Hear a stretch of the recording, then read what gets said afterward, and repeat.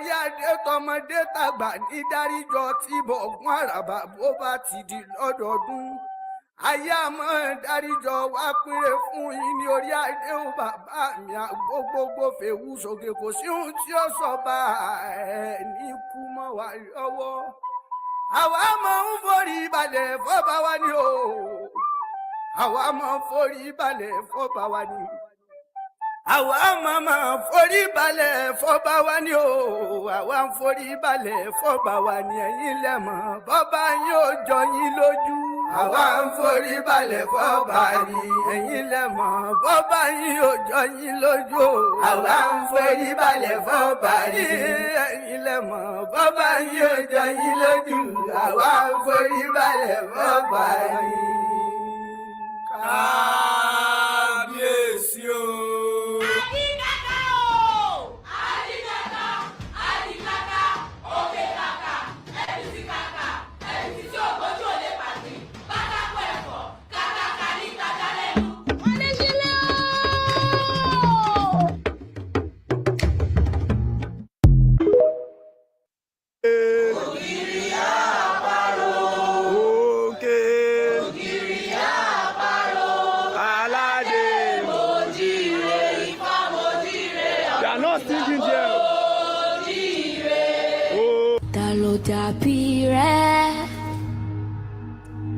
Ta ló dàbí rẹ̀ nínú gbogbo alágbára ta ló dàbí rẹ̀ Olúwa ta ló dàbí rẹ̀.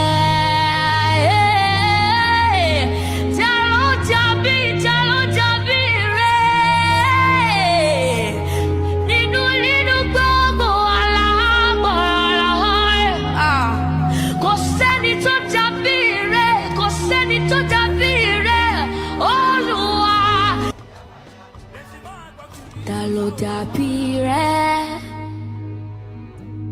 ta ló dàbí rẹ̀ nínú gbogbo alágbára ta ló dàbí rẹ̀ Olúwa ta ló dàbí rẹ̀.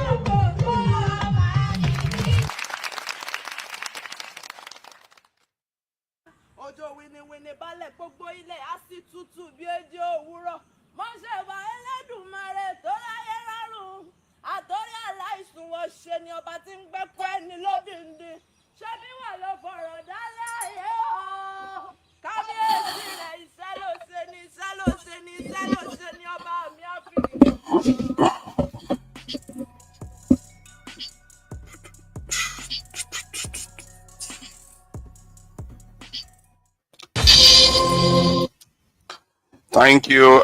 Greetings. Thank you for joining me. And just waiting for people to come on while we get going. Thank you all for joining us. Today we are going to be covering a few topics, including the visa ban on Nigeria. There's no visa ban that is implemented that doesn't hit Nigeria, of course. We are customers now for anything that anybody wants to throw at Africa. So we're going to be covering that. We are also going to be covering the ADC. They are looking to deregister ADC in Nigeria. I don't know how that is supposed to be possible, but I guess some people would like to talk about that. 4 lawmakers in Rivers State of Nigeria seems to have done a U-turn, and I think they want to either impeach or unimpeach Fubara again. So there's been a bit of kind of resurfacing of tensions in Rivers State politics. Rivers State is one of the states of Nigeria, and there is a bit of tension between the governor, the current governor, and the ex-governor, and somehow the president is in the mix. The president is in the mix, dancing in the middle of both of them, and the state is none the wiser. Who is governing the state? I don't know. I don't know who is governing. Maybe I'm governing the state. I don't know. No, there's no governor. They are busy fighting each other, like Nigerians do. And I think we are also going to touch on the subject of, Very Dark Man went to Morocco this week, and he said something very interesting, because this is something that anybody with eyes can tell and see in Nigeria and in many black African countries. He said, look at, all the North African countries, because they are lighter skin, and not because they are lighter skin, but somehow they are lighter skin, but their country seems to be doing relatively well. You don't see rubbish everywhere. They seem to manage their environment better. And he says, why is it that almost all the black countries is the opposite you see?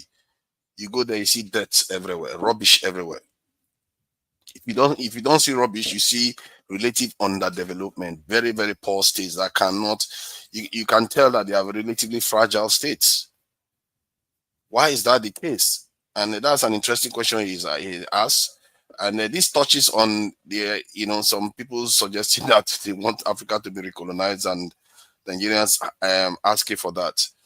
And I think that it would be an interesting conversation, because the moment you start saying you want your country to be recolonized, then you truly don't understand the importance of what you are saying. You don't understand the implications of what you are saying at all, especially when you know the people you're asking to do that are capable of almost anything. So, but that said, the spirit of the conversation is not here to divide anyone. And I really hope that when we have our conversations, we try to keep it as civil as possible. There's no need to insult anyone. You should come with a spirit of trying to learn and trying to teach. And I hope other people are also here to try to learn and learn from other people.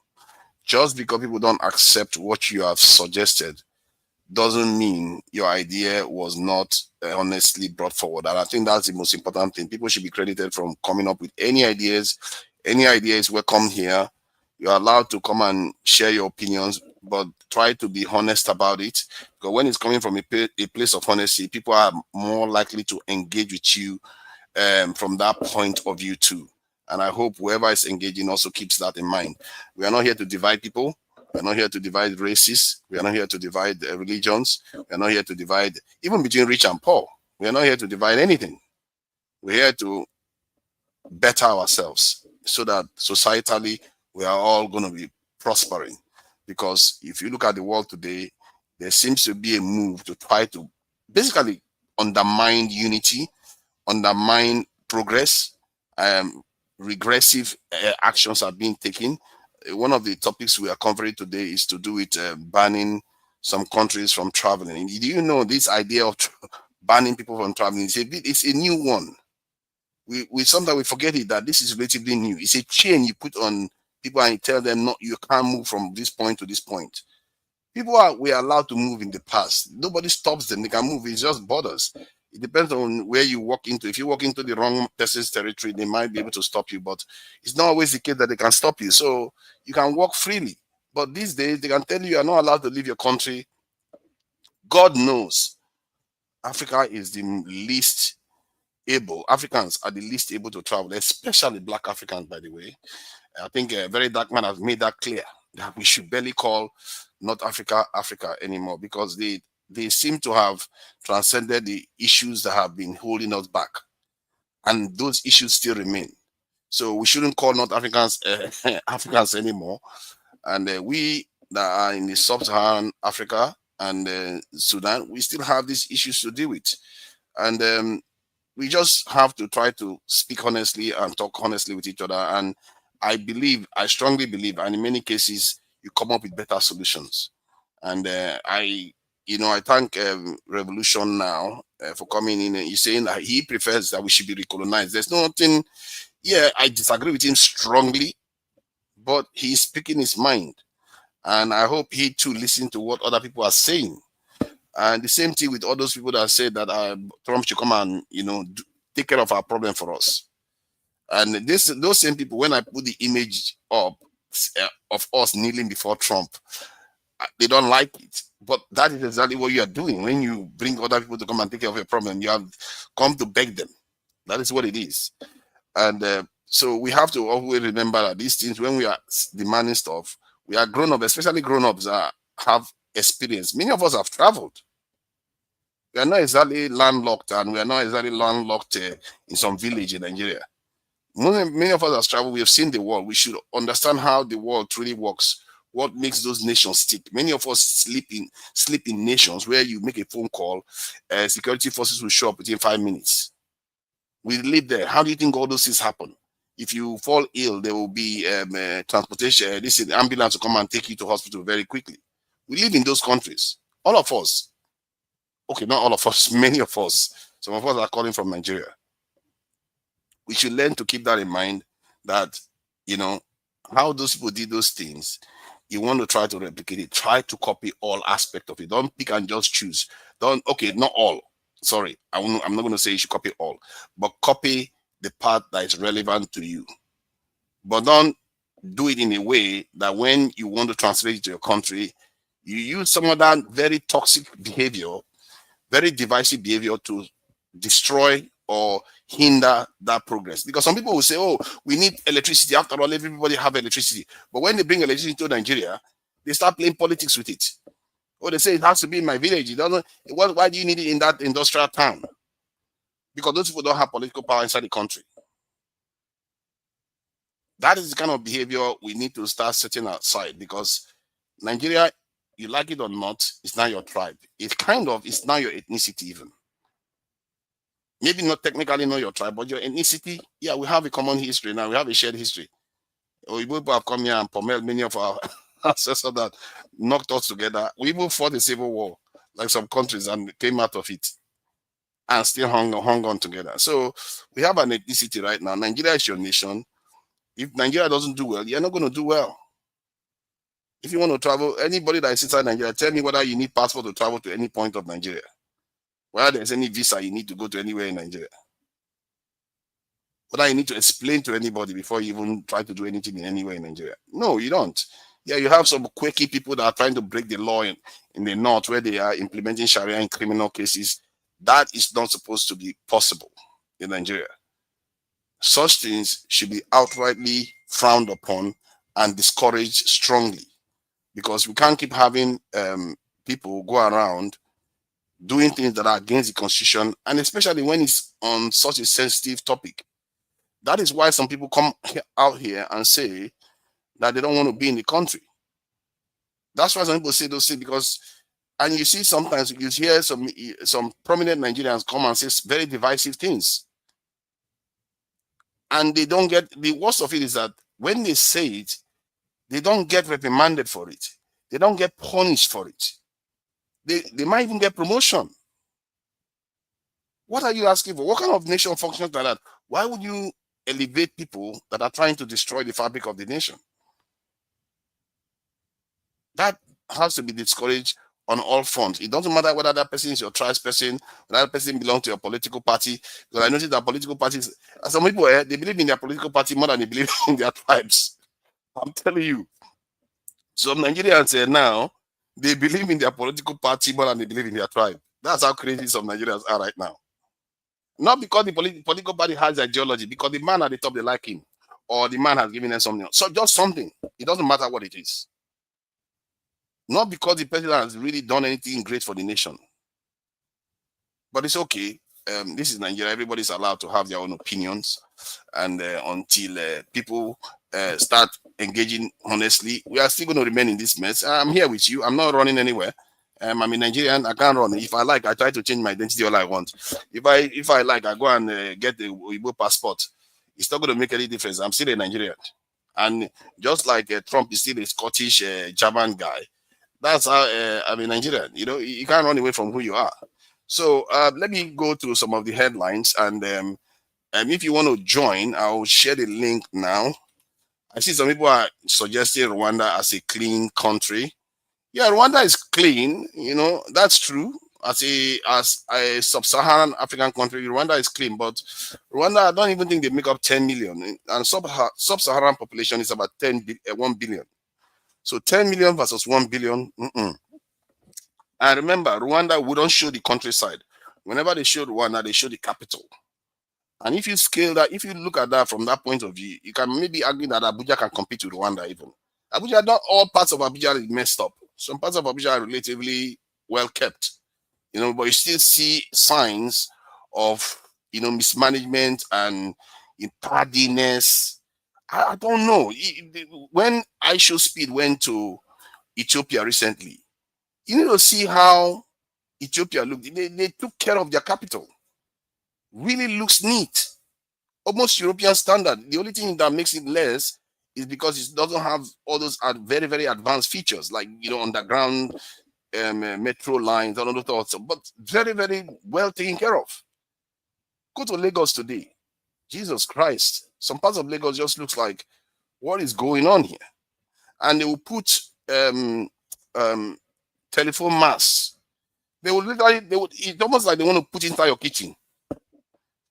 Something so powerful, something radiating so much energy, electromagnetic this in energy, and you put it so close to people's properties, and they don't even bother to even put cover properly on it. Nigerians, we are so tardy. I saw a building in Ikeja the other day, and I was like, man, this building, they need. I think I took a picture of it.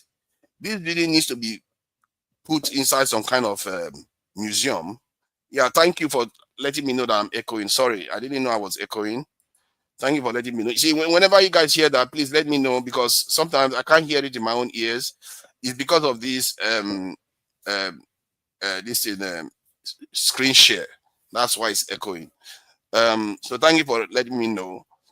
So I was saying in terms of was I on it's not echoing anymore. Yeah, it stopped echoing now. So in terms of maintenance, I think, did I move on from maintenance already? I hope I didn't move on from maintenance already. So it's not, we don't have a very good culture of maintaining our this infrastructure. And I really think maybe we should put more energy into that actually, because some of the infrastructure we have, they get damaged and they don't get repaired. That is lack of maintenance issue. Not necessarily because we never built. We built things. They just keep getting damaged. And sometimes we build things and we abuse them. Like we'll build roads that are meant to carry maybe maximum 2 tons of load. The next thing you will see is 10-ton truck is rolling on that road. Plying the road repeatedly, not just once, twice. Before you know it, the road gets damaged. And who else is going to come and fix it? Nobody.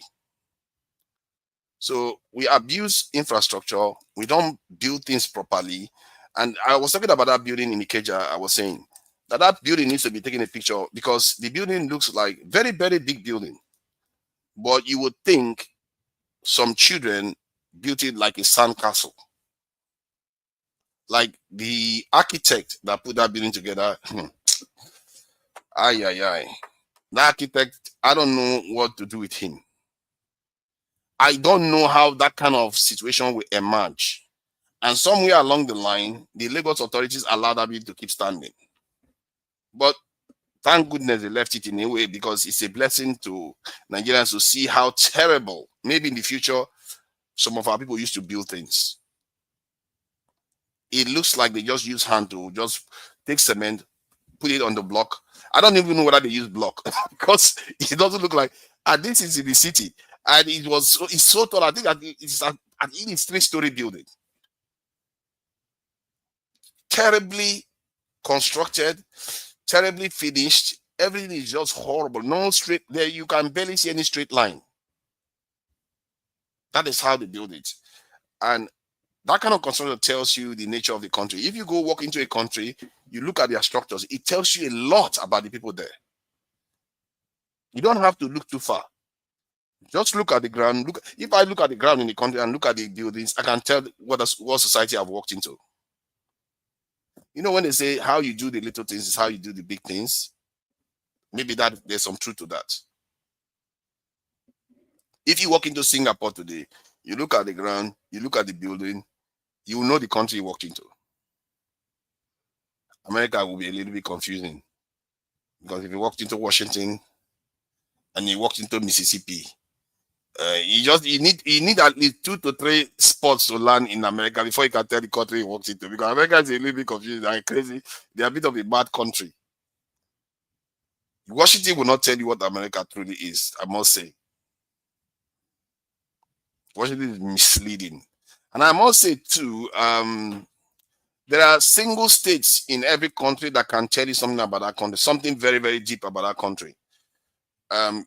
In Nigeria, Lagos is one of them. Lagos will tell you a lot about Nigeria. Not necessarily about the north. If you go to Kanu, you know about the north. But Lagos will tell you everything you need to know about the south, about the finance of Nigeria, and maybe to an extent about the way Nigeria is governed. Lagos will tell you everything you need to know. So those are the kind of things we need to start looking into, because sometimes some people start making grand statements. Oh, let's go on our own. Let's create our own country. Sometimes we say, let's get recolonized. Sometimes say, let's get dictatorship. Maybe start from the little things. There are little things out there that you can do to improve your lot. When it comes, and those things don't require a lot of effort. Like if your leaders are asking you, what do you want? You should know what to ask for. Don't just say govern well. Govern well, that's abstract. Yeah, they will tell you they want to govern well, but somehow the result is not coming out right. You have to demand specific things, because if someone like Audrey Uzokalo, that seems to be the bad boy of the East, if he wanted to govern well, you tell him govern well. What does he understand by governing well? Maybe he doesn't even know how to govern well. You have to tell him specific. If you tell him, I need you to improve our security, he won't even understand that. He may not even understand that too. You have to be specific. Like someone like me, they ask me, I'll say, I need you to recruit more into your security forces, ensure that our national assets are protected, ensure you invest in technology. Don't just keep training our young people, so that when you finish training them, there's nowhere for them to practice their skills. Then they run overseas to go and work for Igbo people. This is why I'm not that interested these days in talking about building capacity. What's the term Nigerians use? Something development index. Invest in the people. You keep investing in the people, you're not investing in this infrastructure, you're not investing in industry. If you keep investing in the people, educating them, but you don't have any industry for them to work, you don't have any scientific institution for them to work in, then there is nothing there for to be done. So let me go back to playing this headline, then I'll get back to you regarding the subject matter.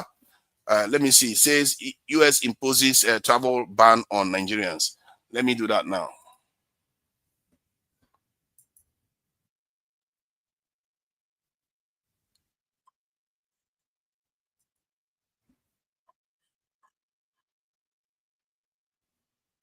were published in a statement on White House website on Tuesday. The Donald Trump administration has imposed. Thanks for staying with us. All right, let's turn our attention now to the new U.S. visa policy and how it affects Nigeria. The U.S. has imposed a partial travel ban on Nigerians and suspended entry for several visa categories. The new restrictions were published in a statement on White House website on Tuesday. The Donald Trump administration has imposed travel restrictions on Nigerians hoping to travel to the U.S., citing security concerns and difficulties in vetting nationals. The new restriction bars entry for Nigerians seeking to enter the U.S. as green card holders or on B1, B2, F, M, and J visas. This means Nigerians who hold visas for business, tourism, combined business and tourism, academic studies, vocational or non-academic studies, and exchange programs are now barred from entering the United States under the new restrictions. The U.S. raised the operations of radical Islamist groups in Nigeria and the persistent security crisis as some of the reasons for its decision.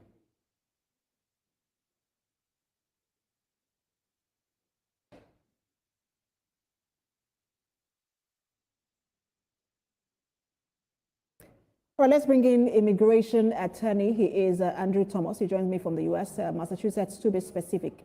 Good to have you join us. I seem to have had you, is it twice this week, on this issue of immigration policy or visa policy by President Trump. This is the latest one, and he's citing national security as the reason for this. I want to get your reaction before we move down specifically to Nigeria. I believe so. Thank you, Precious, for having me once again. But before I address your question, we need to make a correction. You mentioned that green card holders are affected. If you are a citizen of one of those countries and you are a green card holder, you can go and come as you please. If you're already admitted inside the United States, this proclamation doesn't affect you. And it also doesn't affect some parolees and waiver eligible applicants. For example, those who are applying for immigration benefits, apply for a parole to travel to Nigeria, for example, it doesn't affect them as long as they stay on the safe side and return before January 1st, 2026, when the proclamation takes effect. The president or the U.S. government decided to issue this proclamation under the guise of restricting entry based on identity verification issues, integrity of passports, and some other reasons. And the president derives his authority from two sources: Immigration and Nationality Act sections 212, section F, plus section 215, subsection A.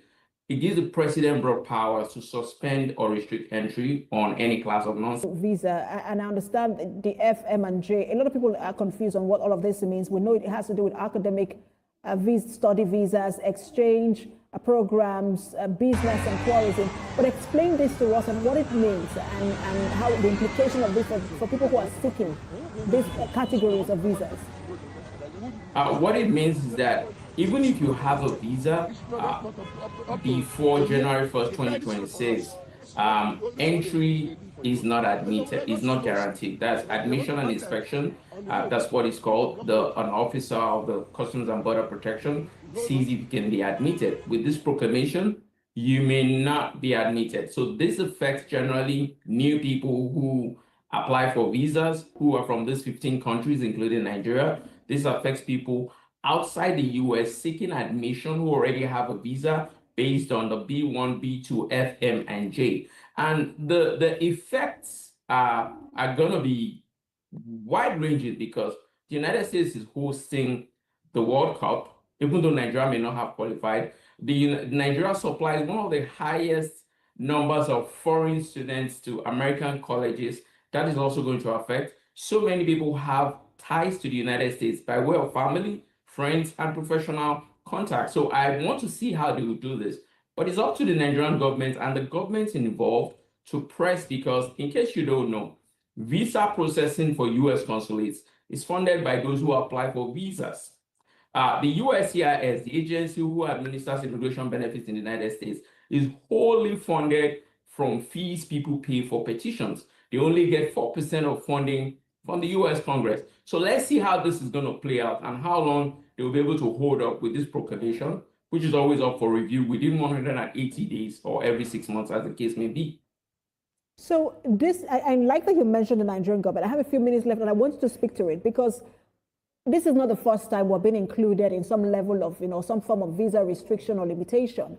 But as a government here in Nigeria, we've not seen the ability, to move the needle, whether by negotiation or by reciprocity. And I want to just ask you what you think the limitations are, the challenges are on the Nigerian side. Well, I wouldn't speak to the challenges of the Nigerian government because I don't work for them. But I think what they can do is leverage certain optics that favor the Nigerian government, because this is about governments and systems, and citizens or people who want to travel back and forth are the ones who are directly bearing the brunt. It's up to the Nigerian government to make sure that the processes are as transparent and have as much integrity as possible. The case of having non-state actors being a reason for vetting, there's really no basis for that, because practically there are non-state actors all parts of the world. So I don't see that as a basis to deny some countries from having their citizens move back and forth to the United States. It's up to the Nigerian government to make its systems more transparent, share more data, and press for the inclusion of Nigerians in decision making when it affects Nigerians, because Nigerians contribute a lot to the American economy, and that's a leverage for the government to speak to. But on my part as an attorney, I believe this proclamation can be challenged on any grounds, even though the president has legal authority to declare it. It can be challenged on how it is applied, because it is an overbreadth. There are implementation errors. Why is it that there are about 26 African countries out of 39 countries? There are likely individual due process violations, because it's a case-by-case basis. You can't just put a blanket ban because people overstay visas.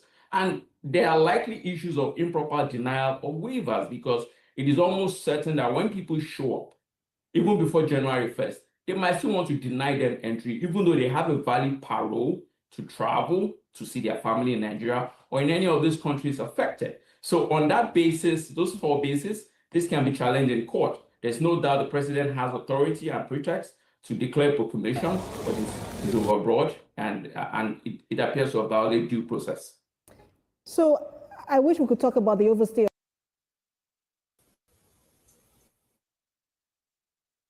Thank you for joining me, Shabaka. And I see that, I don't know, the live stream seems to be on only one format, and normally it does have mobile format versus landscape format. But that said, that is fine. And this is the traditional format that we normally use anyway. So I guess this has to do with the US, and from what I gather, 26 out of 30 something countries were African countries that were on the list to be partially banned. We know why, of course. It's not by accident that we keep getting hit by all these things. That said, what do you make of these bans? Because it appears we are like the butt of every joke around the world these days. Nigerians, when Trump feels like he wants to distract Americans a little bit, he brings Nigeria out for a whipping. And when he wants to make Europeans feel good, maybe even Nigerians feel good, he bans countries and includes us in it. And because they know we can't kick back, what are we going to do? So I don't know, Shabaka, what do you think about the ban from the context, from what Trump is doing? What is it meant to achieve? Well, to me, it's about they're trying to prevent the demographic shift, I guess, pandering to the quote-unquote conservative crowd that he panders to. It wasn't just Black African nations; it was Black Caribbean nations and some in Central America. So, the crowd that he panders to wants the demographics to stop going to the way of brown and Black. So they want the country to remain majority Anglo-Saxon. So yeah, that's how do you feel then? If this is the case, how do you feel when you hear some Nigerians say we should be recolonized by the same people? people that have sentiments like that, to be honest, I don't respect them. It would be hard for me to have a legitimate conversation with them because that's just cowardice. Anybody that would utter those words, I have no respect for. Thank you for that. Regarding you said the Caribbean states. So do you know the precise numbering? Because I know Africans were included. So how many out of the 36 states or so, how many states were banned and how many are actually black states? I know for a fact Haiti. I looked at the list 2 days ago. I didn't count the number of Caribbean. I will try to find out. Though. That is crazy. But the excuse of security risk is not that's null and void. There are no people from African countries. You could say, I guess, Somalia, but I've never even seen them commit any terroristic act. That one person from New Orleans was an immigrant, but he was born in the United States. But as far as security risk, no people from African countries are coming over here doing terroristic acts. So that's not true. I get, and they're trying to make this big deal in Minnesota about Somalians doing benefit fraud with financial aid. But again, right now the climate in the country, these conservatives are jumping for joy now that Trump is actualizing all of the ideals that have been dormant for the past 20 years. All they're doing is just trying to flex their muscles right now.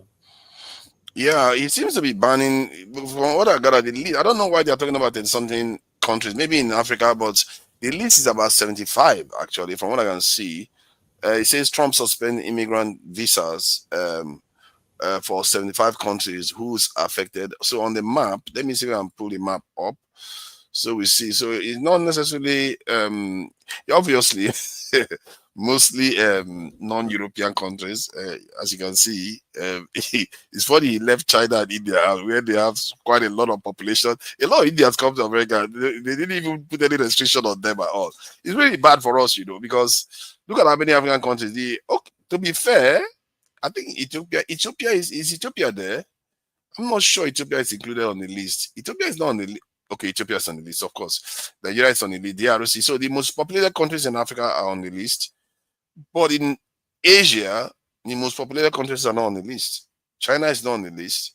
India is not on the list. In Europe, zero. No European countries on the list, of course. Brazil is on the list. All those Salsa people, nobody needs all of them in America. And Colombia is also on the list. Many Caribbean countries are on the list. So I don't know what it means in terms of banning people. It's just a very silly, crude way of doing things. But that is up to them now. But do you think it will make any difference anyway? Because I don't even think the ICE thing is even making much of a difference in terms of the demographic shift that's happening. Because the numbers are huge.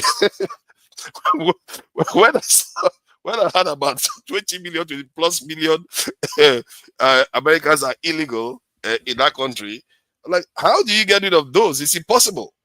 So what do you think? I don't know where to take this, because Trump seems to be acting crazy in so many ways. If you were to describe Trump's policy, I know one thing. I agree with you on that front. That demographic shift, they want to stop it. But do you think it's too late to be stopped now? I think it's symbolic. They're not effectively. They know through the numbers that we're not having that effect on a shift in the demographic. Like you said, it's the quote unquote Latino population that's coming in. But these quote unquote Republicans benefit off of their cheap labor. So they're hypocrites. Like it's basically they're just hypocrites. Again, most of the rhetoric is symbolic. They don't target their main issues for real, and they just like to make, because we're the low hanging fruit, we're the scapegoat as black people. So it's just run of the mill Americana. But okay, let's say the rich they carry on doing this nonsense that they are doing. Where do you think this is going to go? Because now Nigeria don't have any say. They will just put it on us. What is the Nigerian government going to do? If the Nigerian government opens it, but Trump will like, oh no, you're killing Christians again. They come on top of it. So the Nigerian government don't have anything to say. They're all scared. Like our Senate president expressed the other day. This is why cowardice is so repugnant to me, really. How do you think their own people will respond to this if you say it's lip service they are kind of providing to their people right now? when the people still discover that the demographic is still shifting and they are turning minorities, when do you think the whole thing is going to fall apart in terms of the people, the Europeans in the country that want their country back, realizing that, you know what, these our leaders are traitors, they're not doing what they said they're going to do, and we are not going to have it? How long do you think they will put up with it before the dam will break? I don't think that they don't think in their mind that the leaders are playing lip service. I mean, to a degree, it would if they have consecutive quote, Republican leaders that think the way Trump does. I think that they'll be happy. If another Democratic leader comes in and reverses everything that Trump did, then they're going to be mad, but they won't be mad at Trump or their leadership. I think that they really believe that the shift is happening. Which, I mean, from an ideological standpoint, the conservative mindset is it never went anywhere. It's just becoming more vocal and more prevalent with the younger demographic within the United States. They're going back to the colonial ideas. They feel like they've been suppressed. They don't like the quote unquote white guilt, and it's really they're really just embracing the ideals that their grandparents had, which I'm happy with, because I don't like the fake we are one world stuff. Be real with it. You don't like us, and it is what it is, and it's gonna be that way. Don't act like you like me, and then when behind my back you're speaking ill of me. Be upfront with it. I respect Trump because he tells you how it is. That's true too. That's why I wanted him to be elected, because he tells you what it is. Because many of our people, when they see the Democrats, they start buying into all their BS about Leahy law and human rights. No. What kind of human rights? If they care about human rights, we wouldn't be this poor in Africa. They will care about those Nigerian children that are living in poverty with flies hanging over. No, they come here, they take your uranium and power their cities while you rot in hell. So these people don't care about human rights clearly. So I wish our people can see that, but I'm glad Trump is making it. Even with Trump making it clear, our people can't see it. Some people still want Trump to come and cover those. Even when now he has taken the money from Venezuela and put it in Qatar. He didn't even put it in America. Even in Qatar. America, you see, so many crazy things are happening these days. It's like, where do you even start from? The guy took money from another country and put it in a foreign country. Americans are not losing it. Like, what kind of madness is this that is going on? In other words, American government cannot tax the money. You cannot bring money into the American treasury, but it's in Qatar. Who is controlling the money? Nobody's asking for accountability. The Democrats are basically lying flat, waiting to be tickled by election. So, but the question I was asking before that I'll go back to is, you said that the Republicans, they are buying into what their leaders are saying. They are buying into it because they see things moving right now. But what if after a while they notice that, let's say, census statistics comes up and they find that the demographic is still shifting even faster? When would they react and say, you know what, whatever you are doing now is not even enough? That's going to cause them to be more extreme. I mean, it's been laying dormant for years. Like it's to within their community and the people that share ideals like them. It's been like they've been feeling that the country's slipping out of their hands from a cultural standpoint, from a literal demographic standpoint. Yeah. So if the demographics continue to shift in the way they are now, yeah, they're going to get more extreme to where they're just going to be. It's going to get bad. But I think the way that they're voting now, I wouldn't be surprised if somebody along the lines of Trump is consecutively elected. I think they're gaining. I mean, if they have another candidate that tempers some of the foreign policy, because I guess some people don't like that, but I still don't see that overtaking for people to go all the way left again. I don't think that's happening. People on the ground are tired of the Democrats, I guess, from the sentiment. That is very interesting. You said they will go more extreme, and I think maybe there's some truth there, because what are they going to do to overturn the Republican Party? If the Republican Party refuses to go more extreme, what happens then? Because the Republican Party will have to go extreme, or they refuse to go more extreme. Then what happens? Do you think the people will turn on the Republican Party and create something else? Nah, there is no refusal to go more extreme. I don't think. I think the Republican Party. I think their ideals reflect the average citizen. I know that there's always going to be an economic stratification from the rich people that are in the Republican Party, but from a fundamental basis, the rich Republicans have the same ideals as the poor Republicans. That's That why is they're in interesting. lockstep. They want That's to interesting. continue their hegemony by any means necessary. I think you may have a point there. Actually, I'm not. It's very rarely you hear people speak like that about these things, like tying the corporate elites in the Republican Party to the ideology of the base. Because often what you hear is that the elites are living on the cloud and the people are completely separate. You know that you hear it like, but you don't necessarily. From what you are saying, it might even be that even some of the so-called liberal elites, they share similar values. Just because politically openly they just pretend as if they are not right wing and against immigration and all this stuff. They express it in a different way, but they may share the same thing. I'm saying it because I've seen situations whereby you will see among liberals they'll be talking. You know, black people will show up there, and black people will be testifying to the nasty things they go through with the police. That we're talking about black people that are already part of the elite class in America. They still talk about being stopped by the police and having those experiences. Why their white friends don't have that experience? What that tells me is that their cousins are terrifying your life every day. You go to work with them and laugh with them, and nothing changes. I feel like there is a falsehood there that those so-called liberals, somewhere along the line, many of them see share similar values as their cousins. Otherwise, it wouldn't be this bad because America is supposed to be 50-50. Democrat 50, Republican 50, kind of, by the time you split this independence. But I don't see that in reality. What I see is a country that keeps the immigrants and the minorities down uniformly. If you go to this in California today, you don't see a lot of black people heading some of the top institutions there. You don't see that, even if they are so-called liberals there.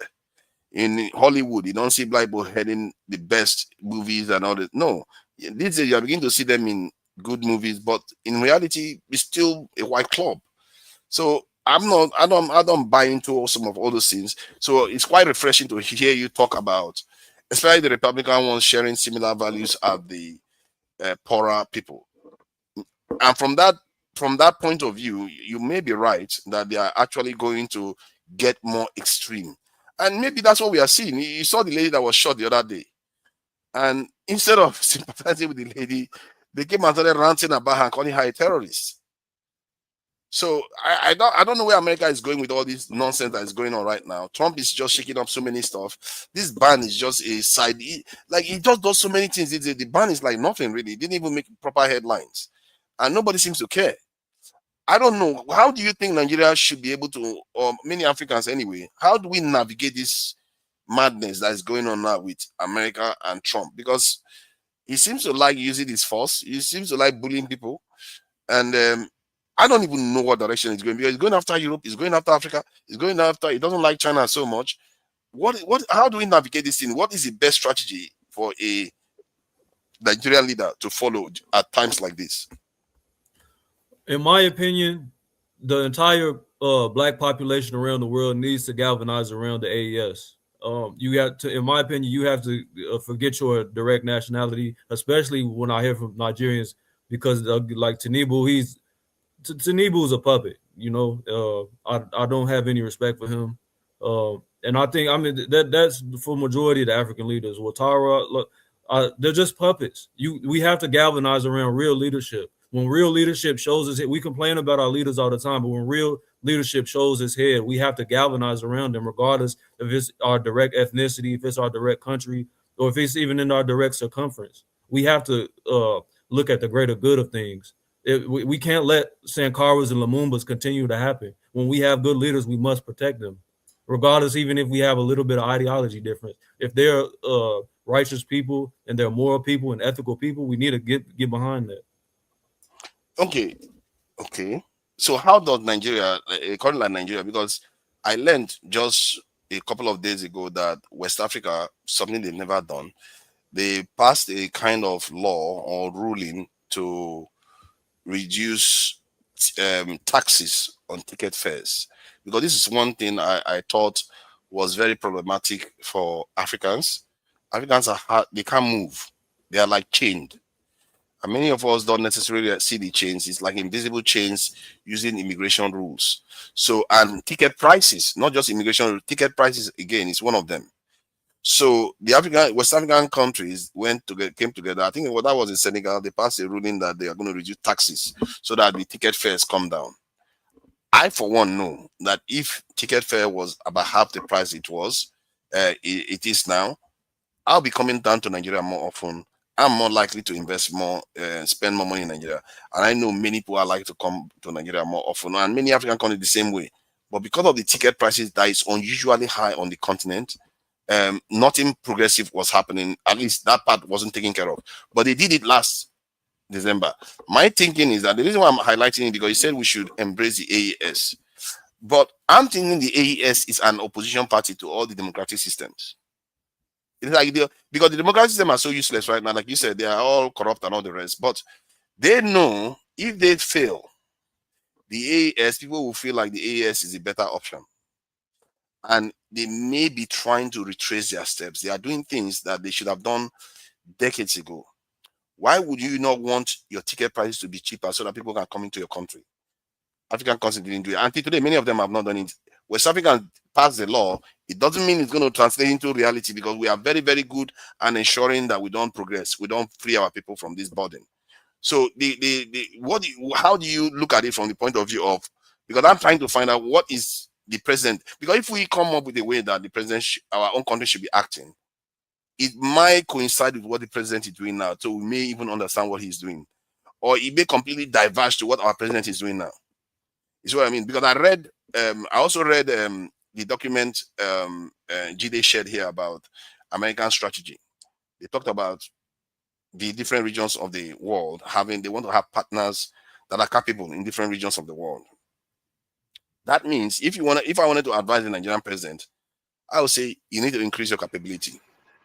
America is not going to be in your way at this time. They're not going to block you from increasing your security posture, from buying technologies from them, weapons and all those things. They're not going to block you. You need to become a major power in this region so that you become a more reliable partner that they can work with, just like the way they work with Japan and every other country.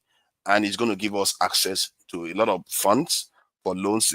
Japan was part of the country that they gave $17 trillion of loan during the COVID-19 period. So we become more prosperous because of those things. Because I don't think the West is necessarily evil. Neither do I think the East is a solution. Bros, you began with a question, or you went into a parade of wonderful. Yeah. No. I'm trying to get to the. No. It's a 2 way. It was 2 ways. Okay, fine. You guys have joined now, because that's why I like when you.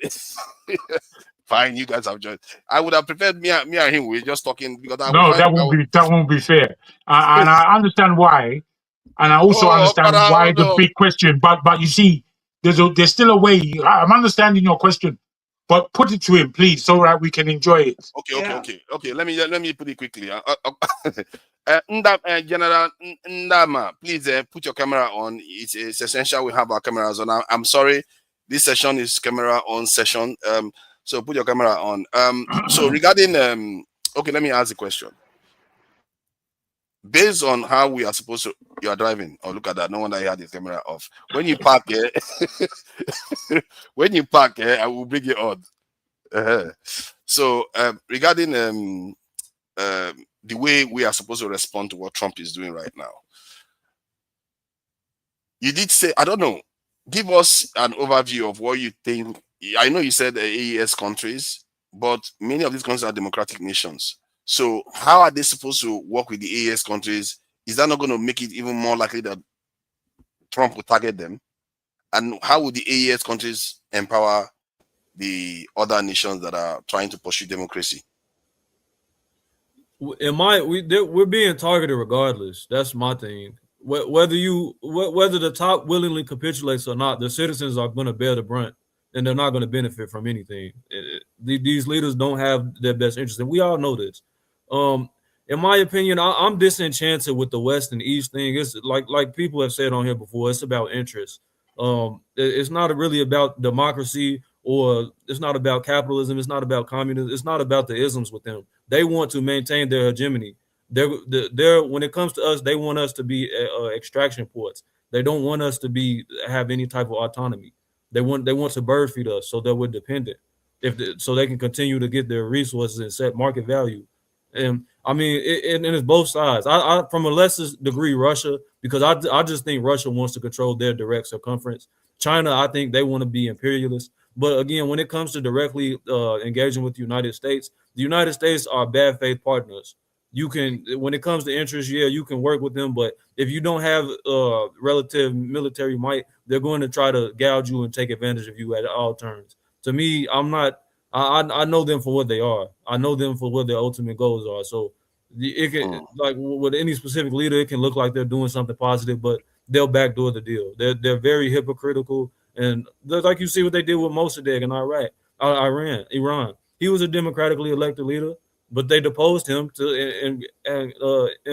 impose the Shah, to put the Shah in power, and that he was despotic to the people. They don't care about the people's well-being, or whether you're a Democrat or whether you're being benevolent to your people. It's about their interests. If what you're doing serves their interests, whether you're a communist, whether you're a capitalist, whether you're a socialist, whether you're a nihilist, they're going to support you if you support their interests.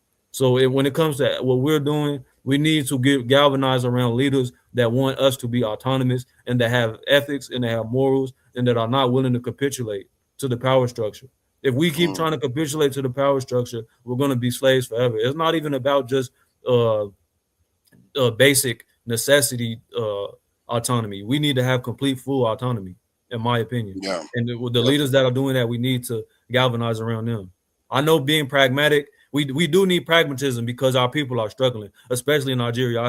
I have great sympathy for the people that are on the ground. Any progress will be progress for the people that are suffering. But when it comes to our ultimate goals, we don't need to give up our ultimate autonomy for just pragmatism. I think both can be done. But I have to say though, this hat you're wearing, it reminds me of some Taliban hat. It's not very helpful wearing it. If I see it's just the street with this hat, you have to watch out. You have That's car man. Catch up, one father. I'm just saying you have to be careful before they mistake him for a Taliban guy. No Taliban, no Islam here. All right, nice one. Let me bring up Para. He's already been waving his fingers like, you're wasting my time, my precious time that I spent here. So what do you make of this now? So what should be Nigeria's strategy to deal with this ban?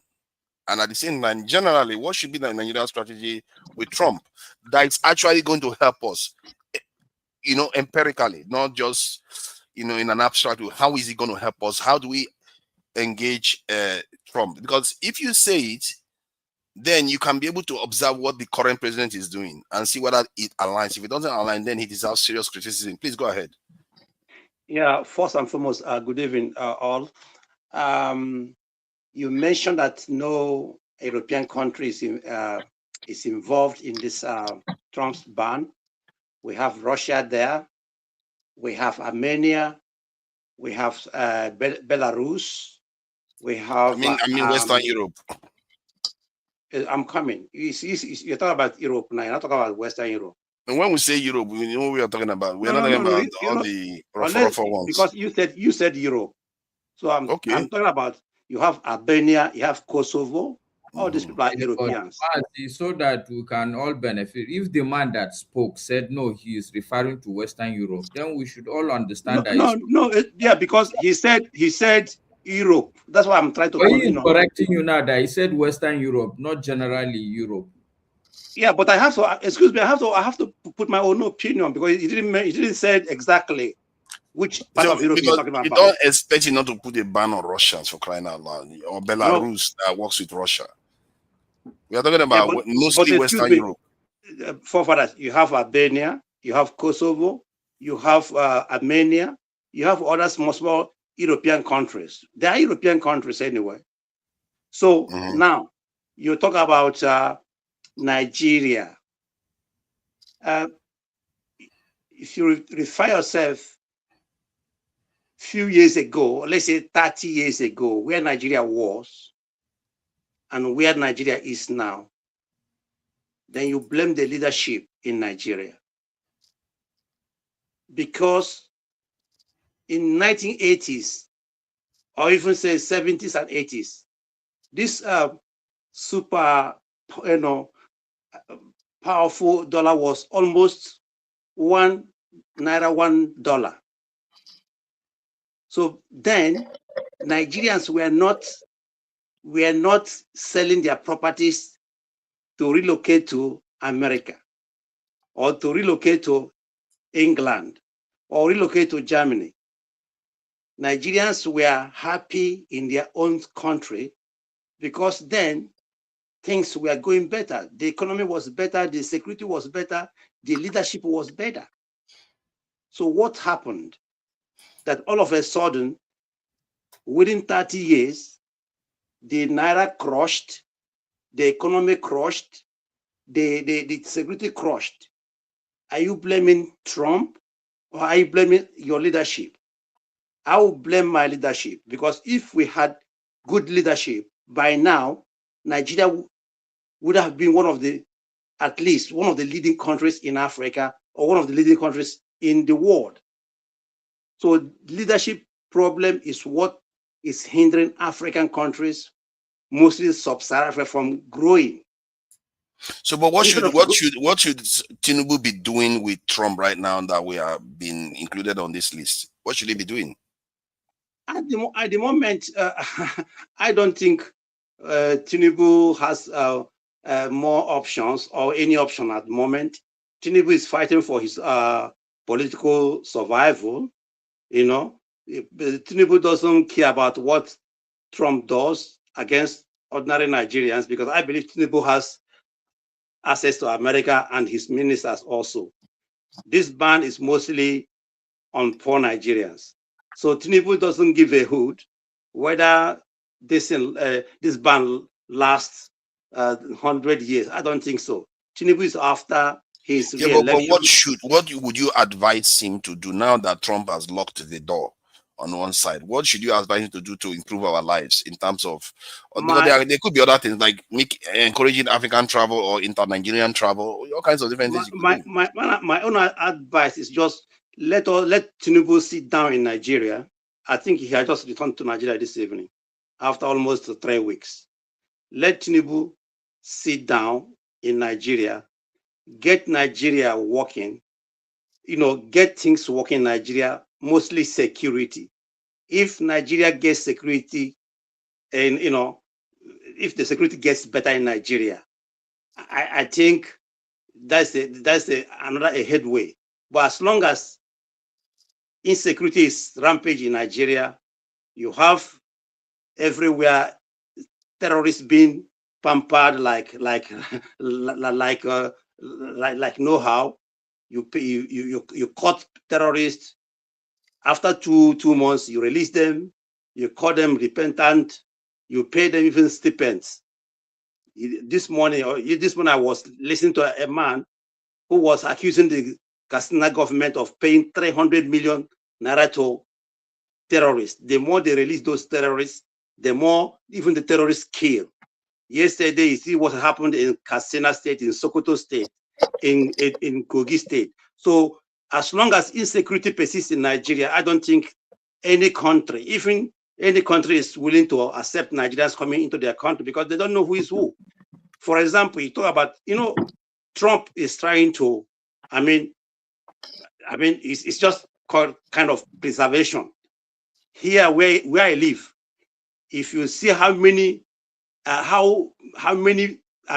immigrants who have been deported in Germany, because it doesn't go viral like in America, because America is our big brother. Whatever goes to America, it goes viral. As we speak, in Germany, if you see how they round up you, because over here you can't stay illegal. It's not like America. In America, you can stay illegal and even buy a house or even work. In Germany, you cannot, because Germans, before you stay here, you must have identity. There's no way you can stay illegal here. If you stay illegal here, that means 1 month, hunger will push you out, because you have no access to Medicare, you have no access to anything. So you cannot stay illegal here. So what is happening here, that those people who are on partial stay here, they don't even renew their stay anymore. Immediately they will send you back. I have a brother now who is now in detention camp because his stay cannot be renewed. So these things you have here is all over the world. In the UK, see what is happening between the Labour Party and the Reform UK. In Sweden, in Denmark, European countries are closing their borders because they want to preserve their own society. Even in Nigeria, as we speak, you see some people are crying that the headers are coming into their land to take their land. So they are even fighting the headers to leave our land, go back to where you are coming from. So all these things is not only in America, it's everywhere in Africa. I think it's even easier to get American visa from Nigeria than to get Botswana visa as a Nigerian. Try and get Botswana visa from Nigeria, or Namibia visa, or even South African visa, and see how difficult it is to get this thing in Africa. Yeah, so you see, that thing that you said just now, it's like, this is where very dark man statement comes into the fore. Like, are we cursed or something? How is it that even within African countries, our leaders cannot even say, let's just drop this border? Is it that they fear Nigerians so much that, because all of them, the moment you say drop the border, the first thing they imagine is Nigerians? I can tell you that. No, it's not only Nigeria, because when you look at South Africa, the xenophobic in South Africa, it's not only against Nigeria, but against other black people. You see how they kill Zimbabweans, how they kill Ethiopians, how they kill. Yeah, but then we deserve what is happening to us. Then our poverty, we are the one inflicting it on ourselves. Yeah, that's the low-hanging fruit. Yes, forefather. That is exactly what I'm trying to tell you. Don't blame Trump. Don't blame German Chancellor here. Don't blame Reform UK or something like that. We black people, mostly sub-Saharan African people, we must get our ass together. We must get things. Nobody's coming to our country to build our country for us. We have to build our country for ourselves. But we are lacking this. I don't know if we lack this capacity as a black people. I don't know, because you look at the whole sub-Saharan African people. There is no running water in any country in sub-Sahara. In the villages, I'm not talking even the cities, but in the villages, 2025, there is no running water in villages unless you dig your own borehole in your village. There is no schools. There is no electricity in 21st century or in sub-Saharan Africa. You mentioned how Morocco looks like. Look at how Morocco looks like. The same thing Algeria. The same thing Tunisia. Then you come to sub-Saharan Africa. We have the manpower, we have the intellectual, but what is stopping us from building a civic society? I'm not talking of going to the moon or going to the. I'm talking about simple water system. We don't have it. Is it Igbo man? Are we going to blame the colonizers? Let us blame ourselves. This immigration issue is not only in America. It is here in Europe. It is happening in Europe. Even Japan is the worst. Look at what is happening in Japan. Every system, if you want, you have to preserve your people. Otherwise, other people will crush you. Will take over your people. That is nature. You have to protect your people. Thank you. Thank you for that. Thank you for that. Europe is now even getting a little bit angsty because of what Trump has been doing. And I don't know whether they are just pulling a kind of funny, look at that, and he's doing some kind of grooming. Look at he's trying Excuse to tell me. Trying to Excuse test me, your my back. brother. You have nothing I on beg me. your pardon. The thing was tangled for the TV. I beg your Nice pardon. one. Yeah, I'm go hearing on. your question, sir. I'm hearing your question. So how do we react to some of all these things that Trump is doing? Because it's not only one; he just keeps piling it on one insult after the other. So what direction do you think Nigeria should be going in terms of weathering these things? And what do you think? Well, good evening again to the panelists and to your good show, forefather. We wish to make it a show with real depth and intelligence. I salute our newcomer, it seems Shabaka. I listened to him a couple of shows ago, where I was rather impressed with his, very straightforward and correct answers, in my view. So we have the makings of a good panel here right now. You see, my brother, I came on because of what Shabaka said. I'm still quite perplexed as to why we don't talk about them more and to raise the kind of support for the kind of governance that has been perpetrated or given in the AES countries.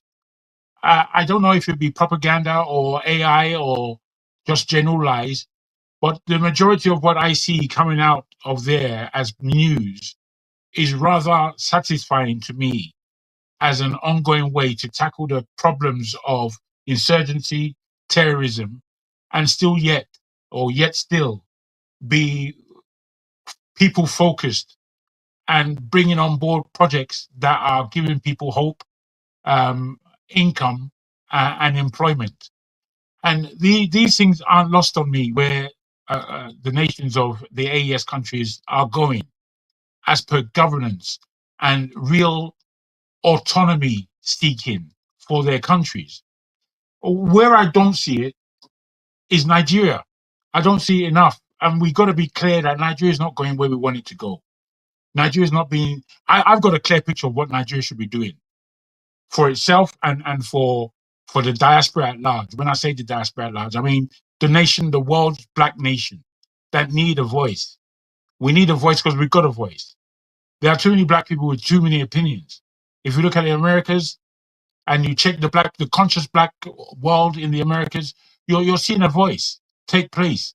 And whilst it may be antagonistic at times, it mirrors the voice in Europe, the black voice in Europe. And whilst that may be antagonistic at times, it mirrors the black voices in Africa.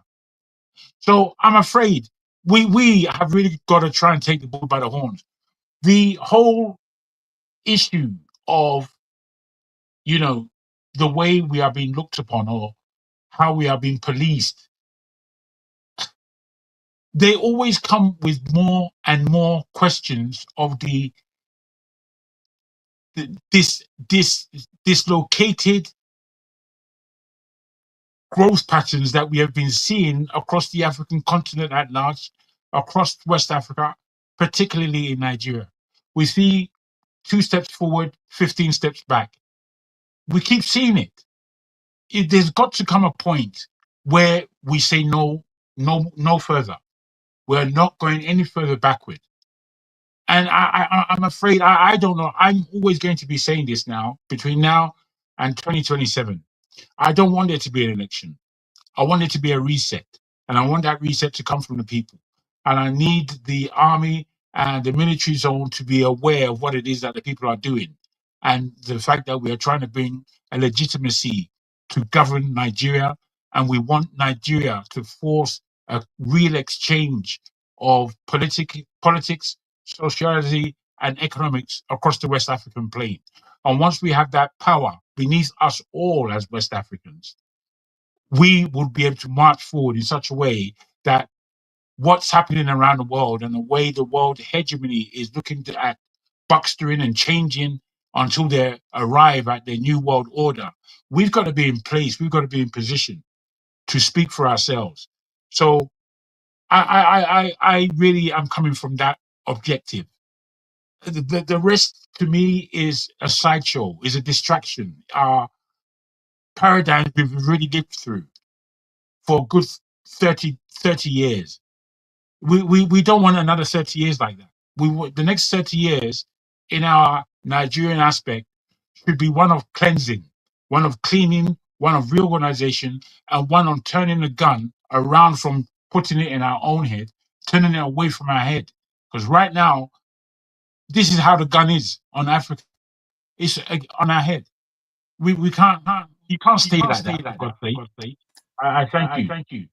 Let me just play this because it's almost like Macron was reading my mind, and some of the things he was saying, not reading my mind, it's just obvious. Everybody knows these things. It's just sometimes when you tell our people, they fight you for it.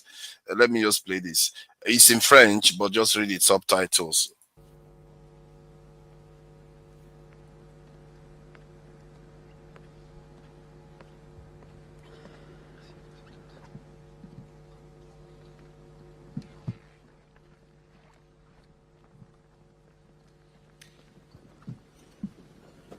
Des forces armées, mesdames et messieurs, en vos grades et qualités, au Groenland, territoire autonome du Royaume de Danemark, les Européens ont une responsabilité particulière, car ce territoire appartient à l'Union européenne, car ce territoire est aussi celui d'un de nos alliés de l'OTAN. La France a décidé de se joindre à l'exercice qui a été programmé et lancé par le Danemark de manière souveraine et indépendante dans le cadre d'Arctic Endurance. Une première équipe de militaires français est déjà sur place et sera renforcée dans les prochains jours par des moyens terrestres, aériens et maritimes. L'histoire ne pardonne ni l'impréparation ni la faiblesse. History does not forgive unpreparedness and weakness. And this is something I've been shouting and shouting, and look at them. That's why he's able to send his men to go and basically thwart Trump right now, because they were prepared. They didn't sleep when things were going well. But let me just carry on. Nos armées et toutes nos armées, l'ensemble des services de soutien aussi et tout particulièrement, sont notre assurance vie. Et la dissuasion nucléaire, tout autant, sur laquelle j'aurai bientôt l'occasion de me réexprimer, en est la clé de voûte. Tous les efforts que je viens d'évoquer et ceux que nous allons encore continuer de faire concourent à nous rendre prêts à la hauteur des périls.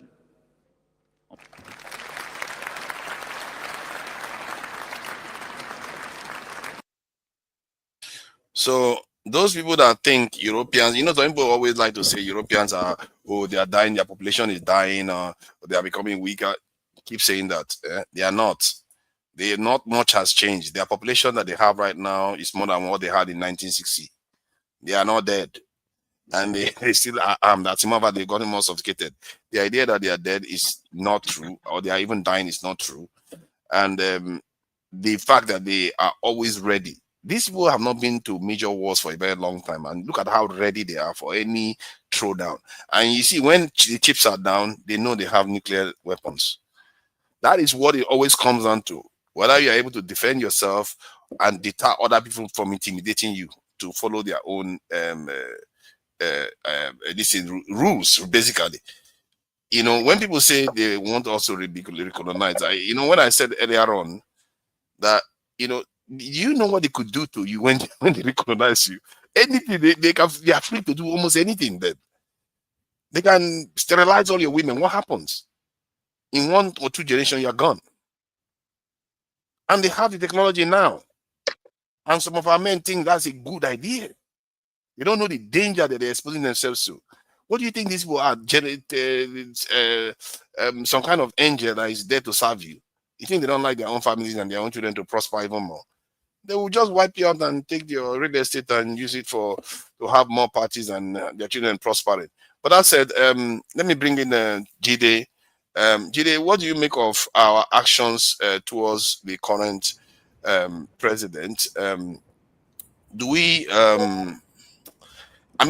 what the president should be doing? Maybe it's a good thing that he traveled overseas, right, to go and have conversation. This one that this guy is threatening me. What do you guys think we should be doing? He's buying the weapons left and right. I've never seen the Nigerian president buying so much weapons. And the good thing now is that they are delivering faster.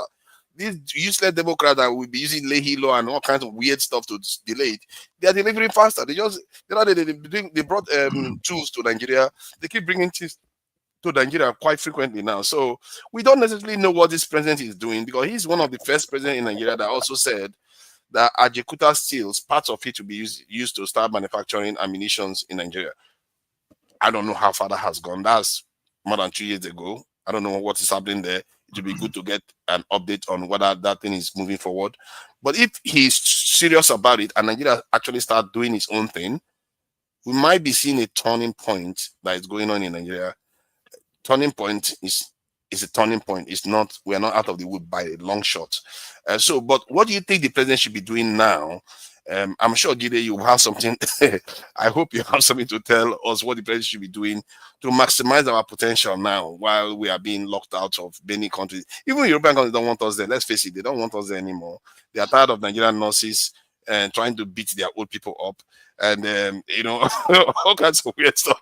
All kinds of weird stuff going on. So what do you make of, what do you think the president of our country should be doing? Yeah, thank you so much, Papa. That's good to see you, man. Good to see everyone on the panel, and greetings to everyone listening and viewers as well. Greetings to the viewers. It's clear that the Nigerian government is a puppet. It's a client to the United States and the collective West. Our political class have failed us, like I said earlier. There should be so much contempt for our political class. The current president, like some people call him the drug baron, honestly is going in the wrong direction. Any security challenge, the first thing is for you to actually form security architecture with your neighbors. If you're not forming any security architecture with your neighbors in tackling that issue first, and are going for a country that your neighbors are seen as an adversary, that's the most foolish thing to do. That's the most foolish thing to do. And now I'm talking about AES. Now, I'm not saying, in as much as I want Nigeria to move away from the West, in as much I want Nigeria to actually implement socialist policies for its people, for real development, I haven't said that. Apart from that, if you are actually having tensions with your neighbors, AES, Benin, you are going to storm Benin because a president requested that you go do that. You are having tensions with Ibrahim Traore's Burkina Faso. You are having tensions with Niger. You are having tensions with Mali. Meanwhile, those same terrorists that you are going to fight, they are coming from those places. And you are going to meet Uncle Sam that has proven time and time again that he has failed when it comes to fighting terrorism. Look at what is going on in Syria. Look at Syria today is almost like Libya today. Look at what's going on in Syria. Syria is a destabilized country. The current president of Syria is a terrorist that was wanted. Al-Jolani. This is the guy they endorsed. But having said that, this is a major information I want everyone to listen to. Do everyone know that Donald Trump, under Donald Trump's administration, the United States have removed himself from one of the countries that fights counterterrorism? I'm saying it just a few days ago. Like a few days ago. And they are supplying weapons to Nigeria. Wow. They are supplying weapons to Nigeria. They sent missiles to Sokoto, Abiwe. Just some few miles to Niger. No terrorists were inflicted. Just a few days ago, Fox News were reporting that bandits, they were killing some Christians. And it's going on over and over. And Trump just said recently, that just a few days ago as well, that if the killings continue, it will continue to intervene in Nigeria. This is a complete blackmail. The truth is, this is not supposed to even be a negotiation at all. We're supposed to understand we are at war with this country. We are at war. This was what led to the coups in AES. They collaborated with France to fight the terrorism. The terrorism exacerbated. That was what led to the coup. Now they're supplying weapons. In fact, in addition to what you said, Saudi Arabia, they supplied weapons to Nigeria. This is not going to be to fight terrorism. In Saudi Arabia, question fight terrorism. If they're going to fight terrorism, how come they fought for terrorism and defeated ISIS in Iraq and Syria? They're supplying weapons to Nigeria. It is because they are trying to use Nigeria as a proxy against anti-imperialist countries within the ECOWAS. That's what's going on. Don't forget, some months ago, or was it not last? No, I think it was last month. What am I even saying? Last month, Ibrahim Traore said that we need to prepare for a future winter. That there are some countries, they are willing to be slaves to the imperialists. These weapons, I'm thinking it's going to be for a potential war with AES. Because it's common sense. It's common sense. You want to fight terrorism, where are the terrorists coming from? Where are the terrorists coming from? It's from those countries. Those countries are fighting them too. Why not to unite with them to fight terrorism? Why are you going to go and collaborate with a country that has shown track record of failing to defeat terrorism? That went to Afghanistan for 20 years. Make person fail for 20 years. Make it fail. Make people where they fight. Make it come back. Make it come rule the country. That's the country you are calling. I mean, it's not even an argument. This country should be a country we should be at war with. They do not respect us. They're actually coming to further dominate us because they do not want Chinese influence in Africa. And they know that Nigeria is a very critical country in Africa. Nigeria has so much influence in Africa. We have the most populous country in Africa, the most diverse country, one of the most diverse countries in Africa. They cannot allow a country that is of critical importance to be of Chinese influence. Nigeria has the largest imports of Chinese products in Africa, either first or second. Nigeria is a BRICS partner. Nigeria is talking about forming alliance with Palestine in United Nations. And the vice president. Nigeria has time to form alliance with Palestine when they barely form alliance with West African countries. Well, honestly, what kind of thinking is that? I hope Tinubu is not serious about that one or Shetima. Whoever is coming up with that idea. It's not an elite, you know. That's why, in reaction to that, they are now sending the US and Israel. They are funding all these organizations, international organizations, that will spread propaganda with mainstream media about Christian genocide, so that they can destabilize Nigeria and further anchor their dominance over Nigeria, because they see Nigeria as a threat in that regard. So the West is very desperate at the moment. The West is desperate, and they need to consolidate their dominance. And this is why what is going on in Nigeria is going on. You see, what's going on in Nigeria right now, if the Nigerian government is not careful, I mean, they don't even care. They don't care because their children have foreign passport. They can easily fly abroad. Nigeria is going to end up like Somalia. Not even like if care is not taken. Nigeria is actually moving towards being like Somalia. Somalia right now. And look at what they're doing in Somalia. They destroyed Somalia. They're now trying to extract another country out of Somalia again through their international organizations that spread fascism. Look at what they're doing in Iran. Look at what they did in Venezuela recently. Is that what we want for our country? That's not what we want for our country. These people are our enemies. I'm going to ask you a question. Sorry, guys. GDO, I hear where you're coming from. I understand all the history and politics about what you are saying. What I'd like to put to you at this point is, knowing all what you understand to be the realities in Nigeria, in West Africa, in the geopolitics of the world, what and how do you frame the opposite of Somalia being the outcome, and where do you see the increments of positivity that could put us there? In your mind, frame it out, because I hear the complaint, if you like, far too much. OVA has put a full stop on complaining, saying that as we are now of age as human beings, as men and women, paint a positive picture if you can. Yes, thank you so much. You see, like, in my opinion, you see, why I keep saying that Nigeria may end up being like Somalia is that, in the sense that Nigeria is a country of different, it's a very fragile country. It's a fragile country, the way Somalia was fragile. And now, what you have is that when there's US intervention in a country, particularly military intervention, it creates further destabilization. So when they go and bomb a country, like they're going to, let's say for instance, they send the army and they bomb the country, it creates further destabilization. It creates sectarianism and fragmentation of the country. Because currently Nigeria is a fragile state. Nigeria is a fragile state that is about to be further divided. So when they intervene, well, you have a country that the state is weak, and they can keep funding different groups like IPOB, like the Fulani jihadists. They can form different. So those people, they'll keep fighting each other. What will happen is we lead to complete instability like you have in Libya. Instability. There is no functional state. You forgot to mention Sunday Igboho. I mentioned all this. I said Fulani. No. You didn't mention Oduduwa secessionists. Sunday Igboho. You only mentioned IPOB.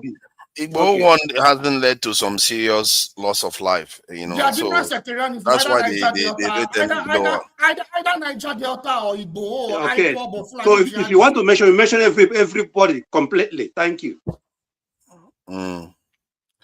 But I think what Jagun was asking was very pertinent actually. So before we move to Masca, that knowing what we know, there's no point. We all know that they don't have much of a our interest in mind. I don't even think that is the point. Whether they have our interest, they have their interest in mind. That's the important thing. What should Tinubu be doing?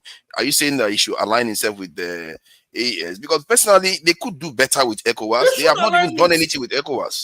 They should align with AES. It's as simple. Like that's what I'm saying. Like we can name countries that have defeated terrorism: Algeria, Russia. You don't want to collaborate on Egypt. These countries, they don't collaborate. It was within their neighbors, within networks. They collaborated with countries within their network, and they are Muslim countries. In Russia, they have Muslim people there. How do they do it? It is through functional leadership. Through functional leadership, under Boris Yeltsin, terrorists were in Russia. They were funded by the CIA, just like in Nigeria.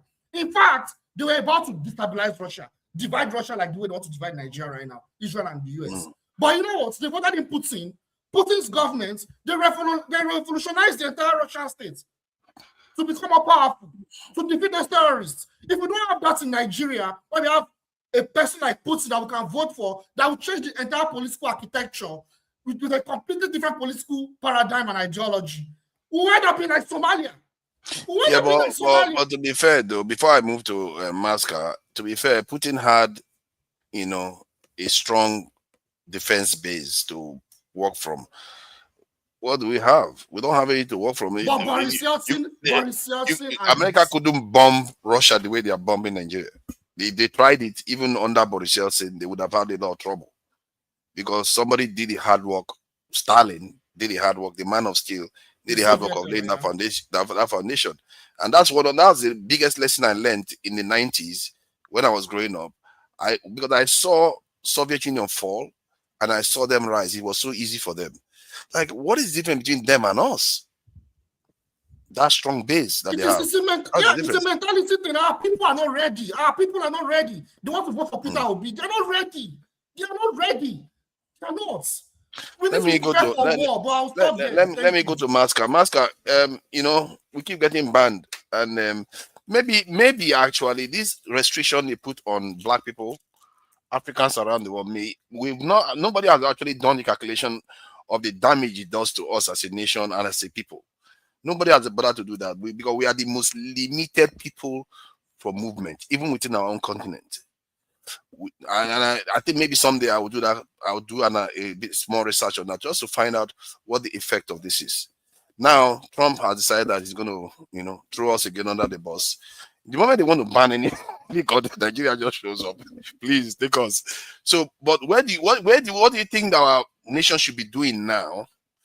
Don't you think, because a lot of people keep saying Sahel nations, AES, but we have West Africa already. Why can't we do better with West Africa as it is? Why can't we form a defense alliance just like the AES did?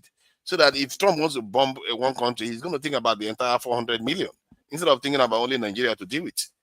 But that's just me anyway. I don't know. Maybe the other suggestion. What do you make of it? Good evening, everybody. Good to see you, Ife, Paul, Shabaka, and my honest brother Jagun, the one man that I can vouch for his honesty. And Mazi Yagari.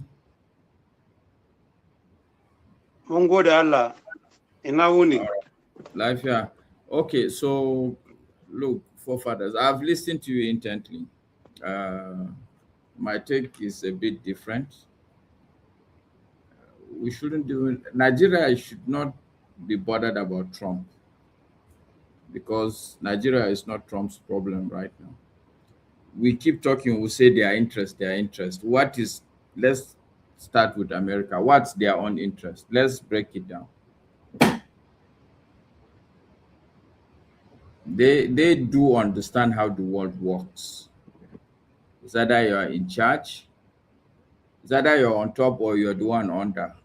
And obviously, forgive my friends, but look, if you are the one under, you are the one being screwed. Okay. So they understand that very well. And so they understand the fact that, especially China, they are gaining ascendancy in terms of strength, both economically and obviously military power, and of course also in terms of global dominance. So that's America's problem. That's their interest now, to make sure that they are the ones on top in terms of the relationship, especially between them and China. Wherever they see that it's a possibility for China to get an upper hand, they would swiftly move in there and deal with that. The way I see it is that it's an opportunity for a country like Nigeria. When two people, solid people, have engaged themselves in fight, you as a small person, okay, that's the opportunity you should seize to do whatever you can do for yourself. Because like Jide always say, we do understand that, look, they also want to keep us where we are, but certainly they are not, how do I put it now? I don't know. Is it juju people? I would say it's like they are also human beings. There is a limit to how many fights they can fight effectively at a point. Okay, so now they are fully engaged with China, especially this Trump that people talk about. It's very clear to me now that the man is laser focused. He has a good understanding that if he doesn't checkmate China, it doesn't mean whether you are going to put them down, but you have to. It's a fight to finish. And there are people that are prone to always fight, not like us black people who every time we start calling our forefathers, you know, and leave the fight for another day. So the point I'm making is that Nigeria should not be bothered about, look, this visa or no visa, but how does it doesn't really change anything. The real problems of this country, to start with, I can't remember who said, is security, for instance. It's good governance, for instance. It's economic development, for instance. These are the problems. It's not visa. It's not whatever Trump does, let him do it. If we know what we're doing, we should try and sort out our internal issues first. It's like a car that is jerking and is worried about what other drivers are doing. You must fix your car, even if you want to be in a race. Fix your car, let it be sorted. The country is in a very bad place. I don't think the issue is strong. I don't thank think. Thank you, Masker. Thank you very much for saying the truth. Thank you very much. No. I'm not on your school of thought. We don't belong to the same school of thought. Okay, I belong to Jide's school of thought. I do have a clear understanding that these people don't have our interest. Not just that they don't have our interests. Okay, so let me do this let me take 2 minutes and do this, okay? Because half of the time I hear people say, who do us? You know that there's a problem with the black man. What I see, or what I've come to see, is that there's a fundamental philosophical divide between the black man and, I think, essentially the white people. From all my readings in life, what I've seen is that typically the black man is a live and let live person. If you disturb him too much, the typical attitude of our great-grandparents or forefathers, as we would say, they will move to some other place, maybe to the interior. This is the typical black man. He doesn't have interest in what any other person does. But guess what? Or have you ever heard of a black explorer who has gone to explore America or China? We're not that kind of people. And I'm not saying that it's right. I'm just trying to make you understand, Mazi Okpara, that in as much as our problems are our own problems, I'm not excusing these people. They are the foundation of our problems.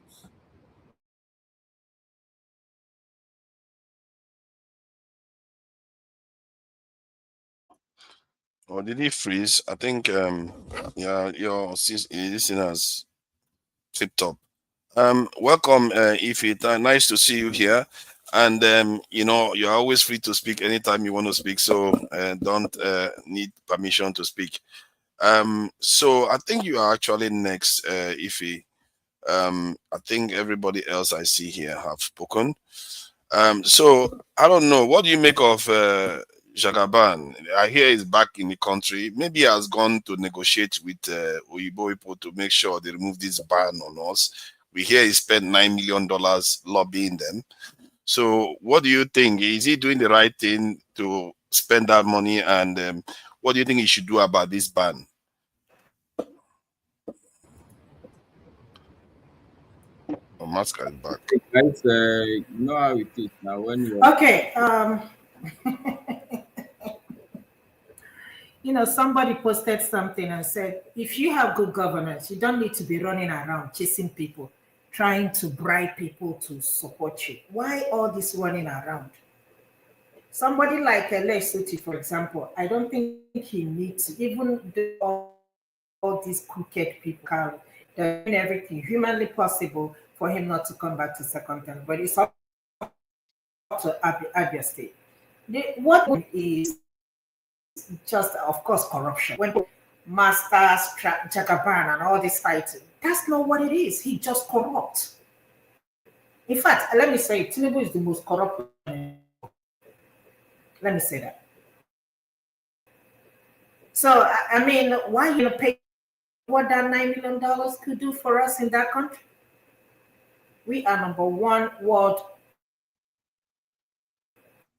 poorest country in the whole world. Nigeria, with all the money we have, with all the resources, it doesn't even seems as if we have presidents, because I don't think we do as it stands now. Everybody's doing what they want to do. Wike is doing what he wants to do. Everybody, literal ordinary citizen on the street of Lagos, is just doing what they want to do. So I don't even, sometimes I wonder if there is any governance in that country called Nigeria. And like I always ask, tell me what Tinubu has done for us since he came into power in 2023. Absolutely nothing other than inflict hardship on the people. You know, for those of you who went home, see how good our country is. Maska, you people that live in Nigeria, you can tell better. I don't know if there is any improvement on your own side, but I don't see any improvement on my own side of the people.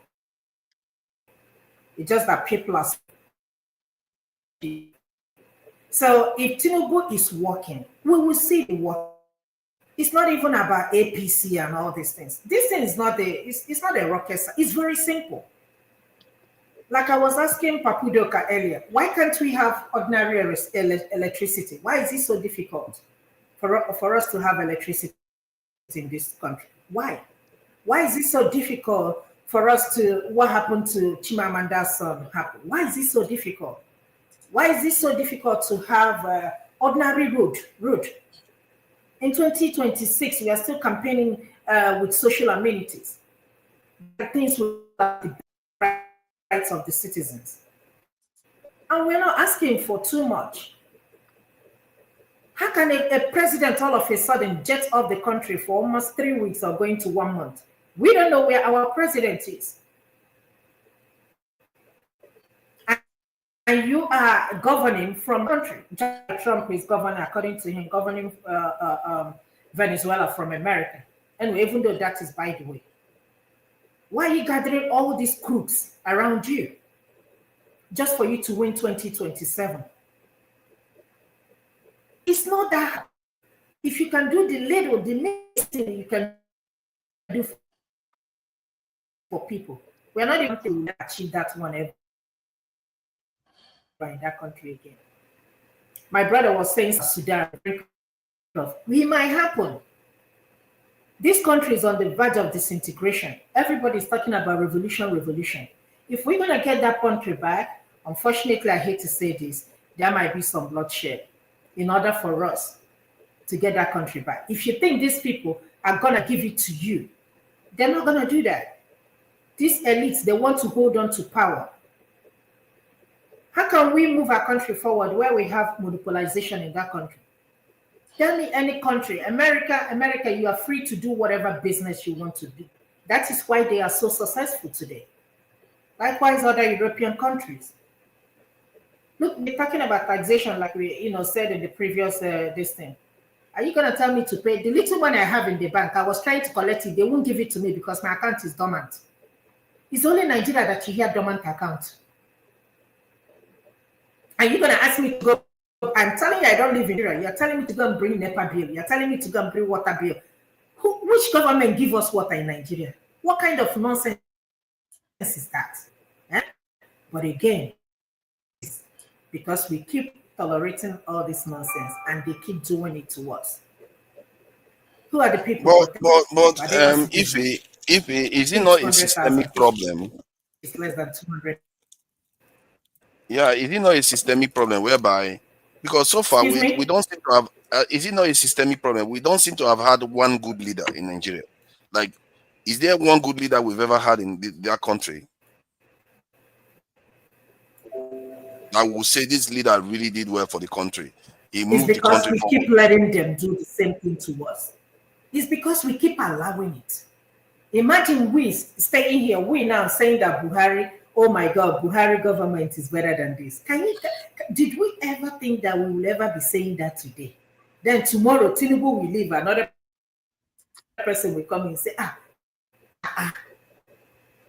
why can't we have the best? What it takes and all it takes to be, for Nigeria to be the best country. Actually, Nigeria is the best country in the whole world. We don't have all this natural disaster, except maybe a flood here and there, which we know that we can fix, but we have chosen not to do so. In fact, these people, they are deliberately just want Nigeria to work. Tinubu just doesn't want Nigeria to work. But if let me show you something. If I will send this video. I will send this video to share, because this is what I was talking earlier on, that we don't have a maintenance culture, and because why is it that almost every single leader we've had has been a disappointment? Is it us or just the leaders?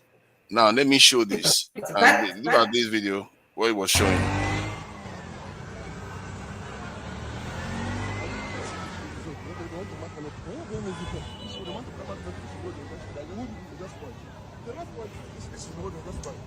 No, that's not up to a year.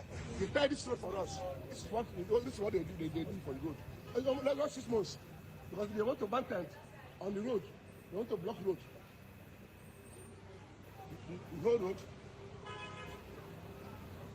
Look at the road. Look at the gutter. This is what they did to the road. No, we are cooking here now. Put now. Then this is what they do to the road. They want to make a road. This is what they do. This is road.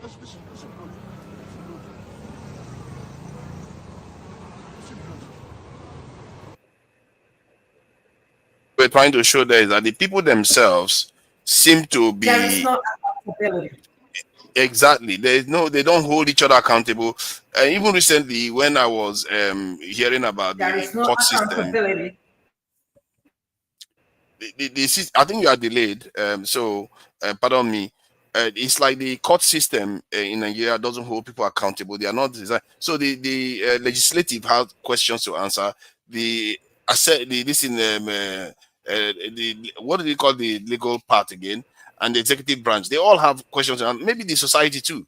Because why is it that we've not elected? Yeah, judiciary. Why is it that we've not elected any good leader? Because maybe all of us are the problem. At least all of us somehow we have to hold ourselves accountable, isn't it? Yeah. Because we haven't elected one good leader. We haven't even the one that overthrew hasn't really been that good. Because if Buhari was that good when he was in office, he could have lasted now and did well for the country. We have not caught a break, for crying out loud.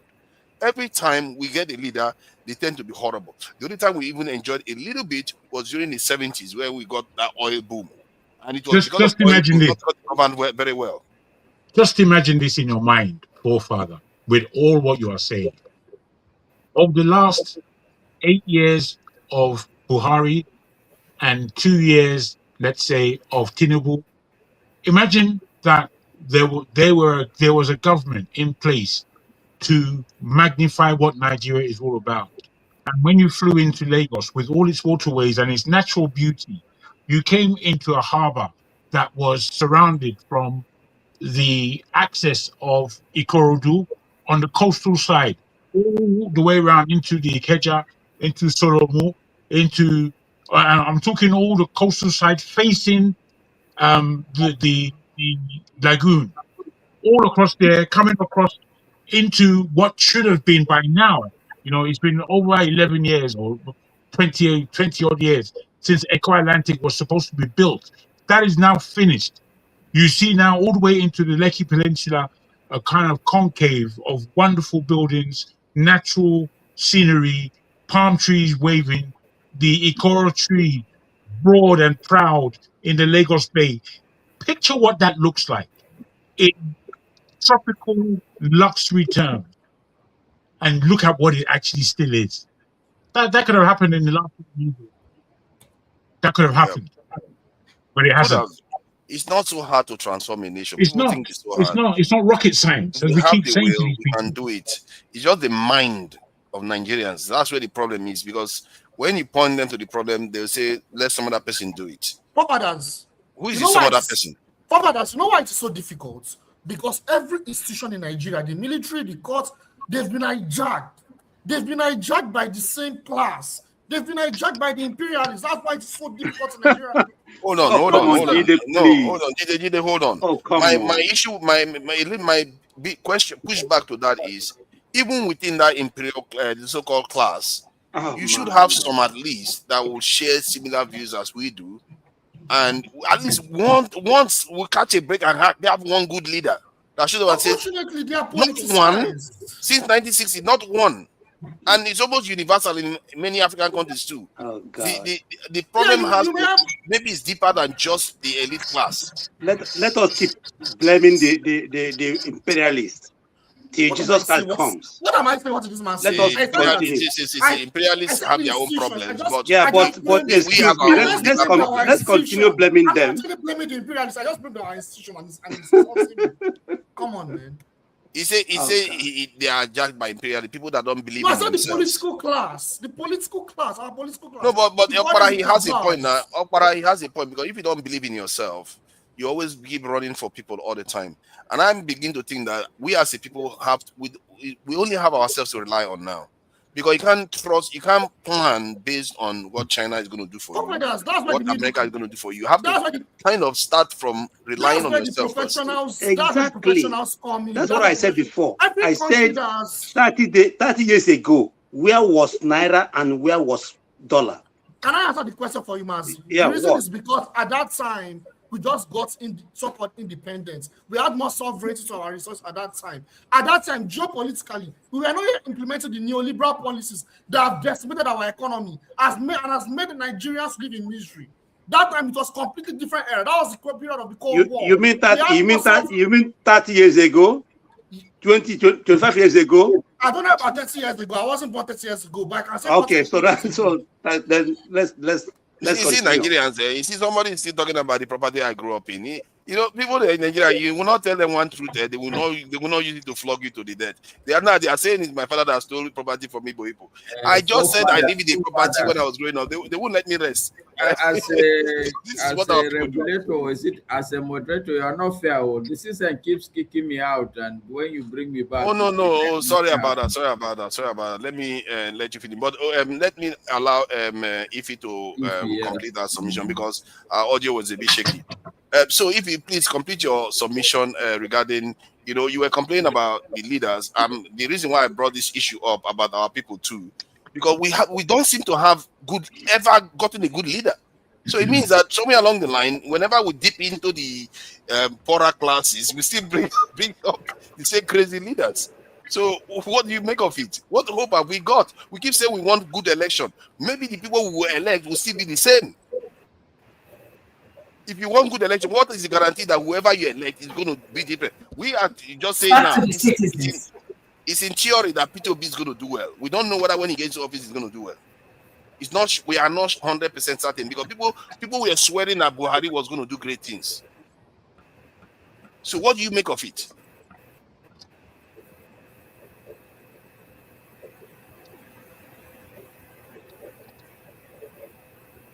Can you hear me? Yes. Yes, we can hear you, EP. I will come back. I think my internet. I have problem with my internet. I will come back. Okay, yeah. Rotate. Yeah, rotate. So, Matka. See, I'm smiling that even in Nigeria, at least I'm still managing to come in and still talk. Even people look at that. UK, wow, that's a low blow. That is a low blow. You can't do that. Yes, I'm waiting for the day your own internet will start acting up. Anyway, I don't know. Mine. Because I don't know why mine seems to be quite stable. I don't know why. Who knows? Maybe it's just the computer because I'm coming from a computer, not a mobile phone, so it's a little bit more stable. Maybe that's why. The point I was making before Mazda Akpara was clapping for me, and I had to do a rebuttal, is the fact that at this point, I think Nigeria should really be focused about Nigeria. China did not become what they are today by looking at or trying to struggle with America. They focused on China. And I think that's what Nigeria should do. In as much as I like to talk about the black race, but I also believe that at this point, Nigeria really should focus on Nigeria first. Let's sort ourselves.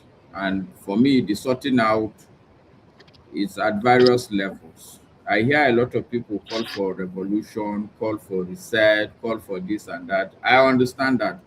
But for me, I think even the reset as a much deeper level is at our thinking level.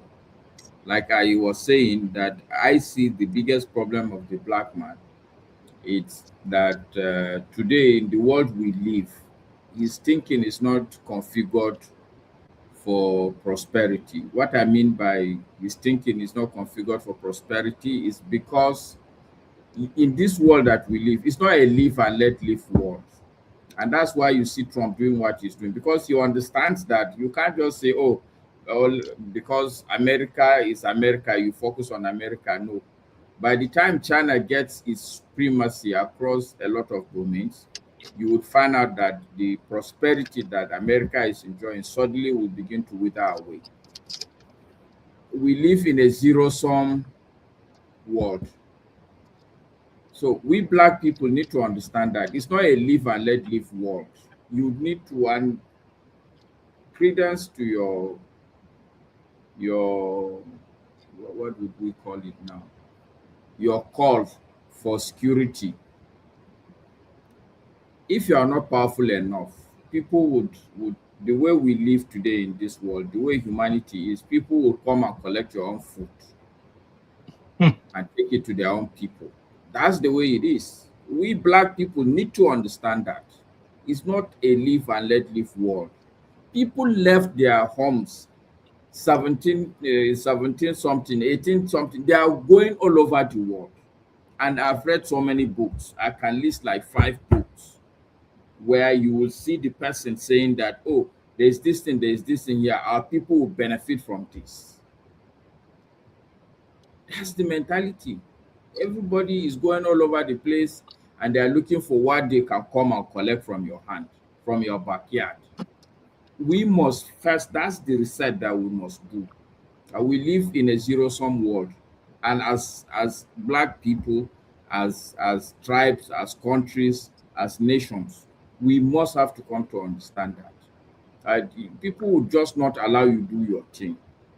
There will be interference. And therefore, you must put your house in order. That gives you the stage to begin to live like equals with other people. Nigeria was at some point at that stage. And the truth is that we are at that level. We, the black people, are at that level because we have all that it takes. But in terms of history, but in terms of intellect, the truth is that if we move ourselves to the level that the white people are today, we will be the dominant force in the world because we have all the things that is required. Because forefather is saying technological revolution. Technological revolution is not something in the air. It requires harnessing natural resources, putting what are the things that the elements you put together to make steel? Iron ore, electricity, rail, track, quite a lot of infrastructure. No. I'm saying steel is not a natural element. You put a couple of things together. So I'm saying that you need these things. Technology for technology's sake, if you don't mix things up, there's nothing like technology. And we have the things that are required for the mixing to do that technology. The computer you talk about is a physical thing. It requires certain things to have the computers. We have these things. So I think for me, that is the first reset. But in direct answer to your question, I don't think, look, as a Nigerian, honestly, yes, whatever, if maybe I would want to go to the US, but whether I go to the US or not, that will not solve Nigeria's problem. Visa or no visa ban, I think what Nigerians need to focus on is the reset I talk about in terms of our thinking, to understand that collectively as a people, we have to come together. And when we come together, it's not about trying to elect one person, because I think that's where the major problem also is. If you elect me today and you go home to sleep, chances are that as a human being, I will do what I will do as a normal human being. We need to begin to always consistently, yes, you elect the good leader, but you have to always consistently develop institutions that will checkmate these people so that they will do what they have to. Look at even in America today. Trump is not just having a field day, they are constantly pushed back. You can only imagine if there are no challenging institutions in the US, what Trump will have done. Just imagine it. So I think we need to, as elites, sincerely speaking, we are the ones that have failed. It's not a failure of leadership. One is failure of thinking, deep thinking. We need to sit down. We need to look at the environment. We need to understand what really is happening. Okay, we need to compare notes, because sometimes you get into a silo, and like I always said, if you get an example, is forefathers. As far as it's concerned, every problem is security problem. If you take KJ, for instance, every problem is a tribal problem. Okay, if you take Jide, every problem is what do you call it now? Is an imperialist problem, which is why we all need to be comparing notes so that we can balance each other, do the thinking, come up with what is truly properly articulated as the problem of the country, as the problem of the Black people. And then we can move forward collectively to educate our people. Not that they should do anything, but essentially you have to carry everybody along. But the work is on the elites. It's nothing like leadership without the elites. I rest my case so far. Thank you. Thank you. Nice one. So yeah, I hear what you are saying. Let me, who is there? Paul. Yeah, Paul is next. Paul, so what do you think our Tinubu should be doing? Because this one that they say he has returned back to Nigeria from, basically, maybe he was kidnapped in Maduro. Who knows? It's always possible. It's always possible that they finished with him and acquitted him and sent him back to Nigeria to us. So how do we treat all these things? Because I find that we as Black people are the most restricted people from traveling, and Trump is just doing what is already happening anyway. We barely still travel. I don't know whether this ban even makes a difference. So what do you think Nigeria should be doing about this, and how do we forget about traveling to the West and maybe figure out a way to be in Africa and still do what we need to do to prosper? I think it's simple. When China starts the collective industrialization and everything put together, what they did, they closed their country for almost 15 years. You understand? And every other thing. And they fight that anything you want to come do here, you're going to still sell your technology to them and every other thing. This is what helped the growth of China. Massively from family-owned aspects and every other thing. They send their people all over the world to go study. They send them to America. They send them to the UK to go study. And when I'm talking about study, I'm not just talking about study. I'm talking study with research. You understand? When you are working with a professor with research materials and every other thing, knowledge that you can do. In fact, China sent people to the US as spies. You understand? Like the way America would do CIA and every other thing. Take, for example, a first-class student, you understand, who is working in the military in Nigeria. You send them to the US, like just a commoner who is go to US to go get his bachelor. But he's undergoing what a professor is doing there, just to acquire that technology, that knowledge and everything. These are the things that they do. So when China started all these things, China can do things themselves.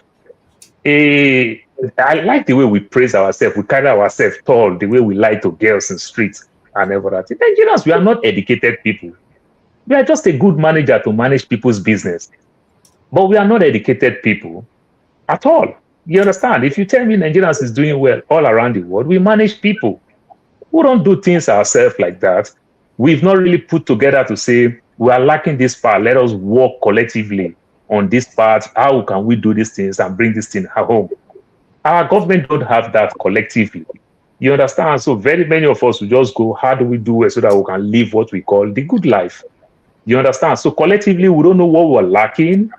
I live in the state of Arizona. We need more nurses. They understand that the person who is coming from the East Coast that live in a cold weather, and this place is very hot, if they come once the weather change, they go back. They say they can't keep up. What do? They lower the standard for students because the people who stay here, they lower the standard for people to stay. The man who struggled to write their NCLEX exam in New York, Chicago, that could make it, will come to Arizona to pass the board exam. By the time they get good pay, they want to stay. You do things when you lack something. How do you make people to come? How do you lower the bar to attract people? How do you give tax incentive to open new area, new communities, things that you need and everything? How do you give tax waiver? The governor of Arizona insult Nike over this me you thing, this woman issue feminist thing and everything. The governor of New Mexico, immediately they are building the biggest Nike store in Arizona. The governor of Mexico told Nike, if you want to come to New Mexico, come. You can see where state is marketing their state to attract business to their state. Do we have that? No. Do we send people for what we are lacking? No. Where are our universities when we talk about research materials? What type of research materials do we really have in our universities today that kids can still work with today? What are kids coming up with? We don't have all these things.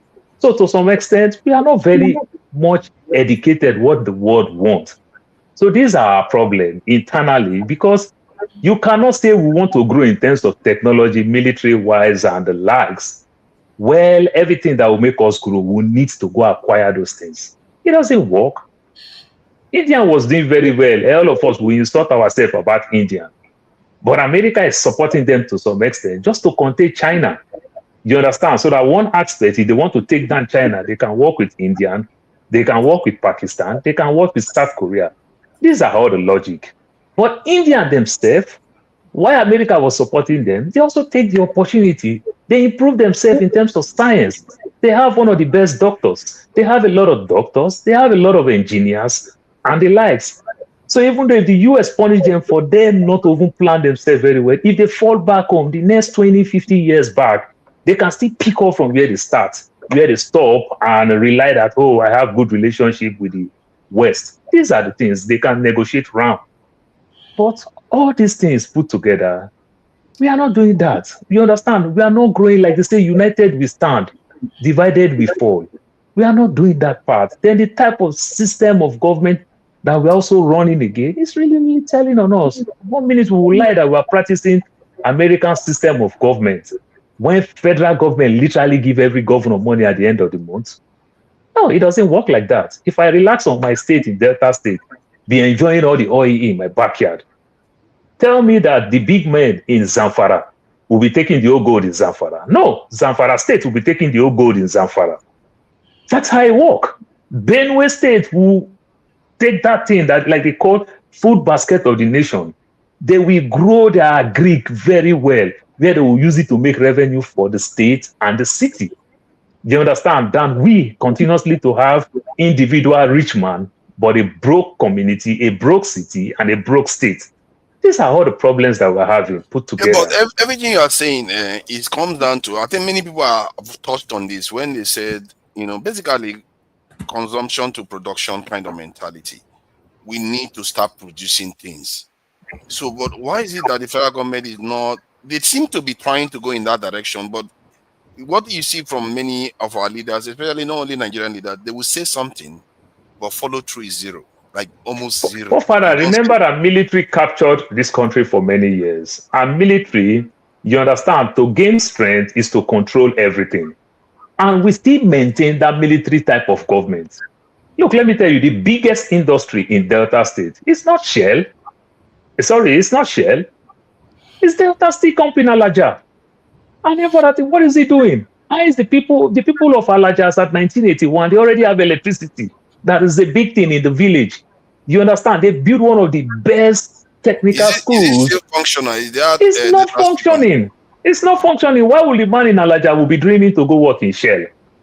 These are the things. Why will the man who have Ajaokuta Steel, they connect a rail all the way from Delta State Alaja to Ajaokuta Steel?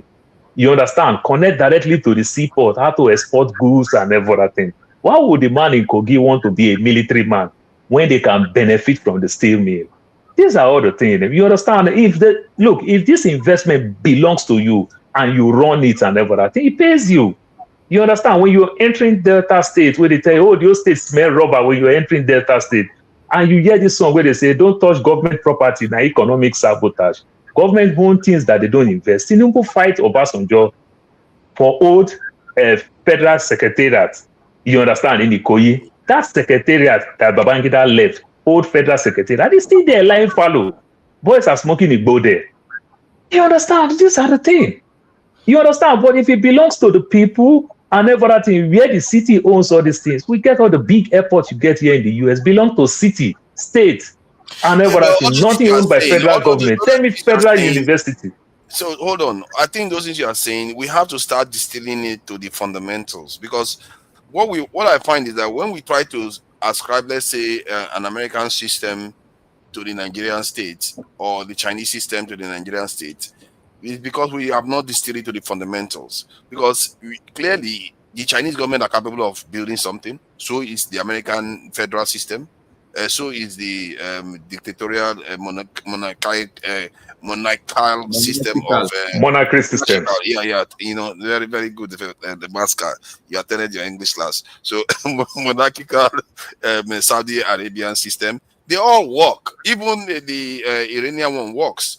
The issue, the fundamental aspect is the actual mechanism that enables those things to actually work. Like, okay, how does the government build industries? Those things in the Nigerian context, how should we get it to work? It's not about whether the system works. How in the Nigerian system as it is right now, how do we connect what the government wants to do to what, or maybe they don't even want to do it, but at least force them to actually get this thing done on the ground. Because I'm sorry, it is just simple. No, let me just add what I'm trying to paint, picture I'm trying to paint here. Natasha Akpoti made a big fuss about trying to get Ajaokuta Steel coming on stream again, but not a lot of people backed her because they didn't care about those things are not at the top of their agenda, not knowing that maybe if they did more of that, maybe the country would be better off if they can pressure the government to get that thing completed. So those are the kind of things I'm talking about. Like, there are things we can do in Nigeria to make sure we build technological hubs and build a lot of great infrastructure and basically technological revolution that we could have, including in agriculture and everything. But it looks like our people are not clocked on somehow within our system. So that's why I'm trying to get to, like, how do we just kind of clear the muck in the way that allows, okay, we want our country to be built, we want to have nice bridges, how do we actually get it done? Because we have people on the ground, but We just keep saying it's the government, it's the government. It's not working. It doesn't seem to be working. Forefather, when Obasanjo asks these people not to be bringing all this limestone, bring cement from places like Brazil and the likes and everything, Dangote initially was scared. Dangote went and buy BCC, Benue Smith Company, BCC.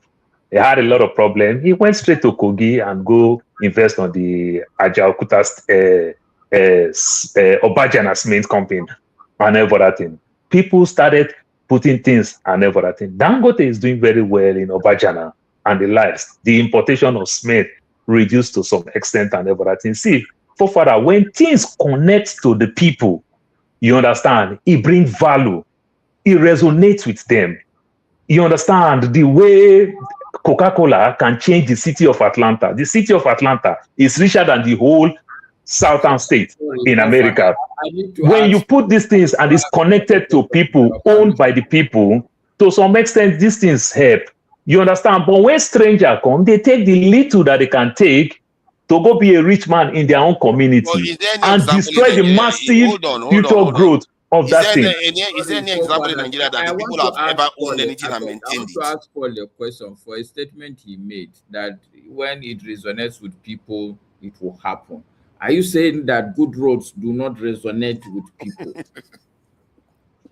Good road resonates with people. I still use this word again. And I will tell you, I said it, and I said it clearly. We pride ourselves too much. And good road resonated with these guys that did this. Exactly. That did this stuff And to they the are road. digging it It up. resonated with them, but this is what they did. No, I must say that gutter, even if it's exposed, it does look clean.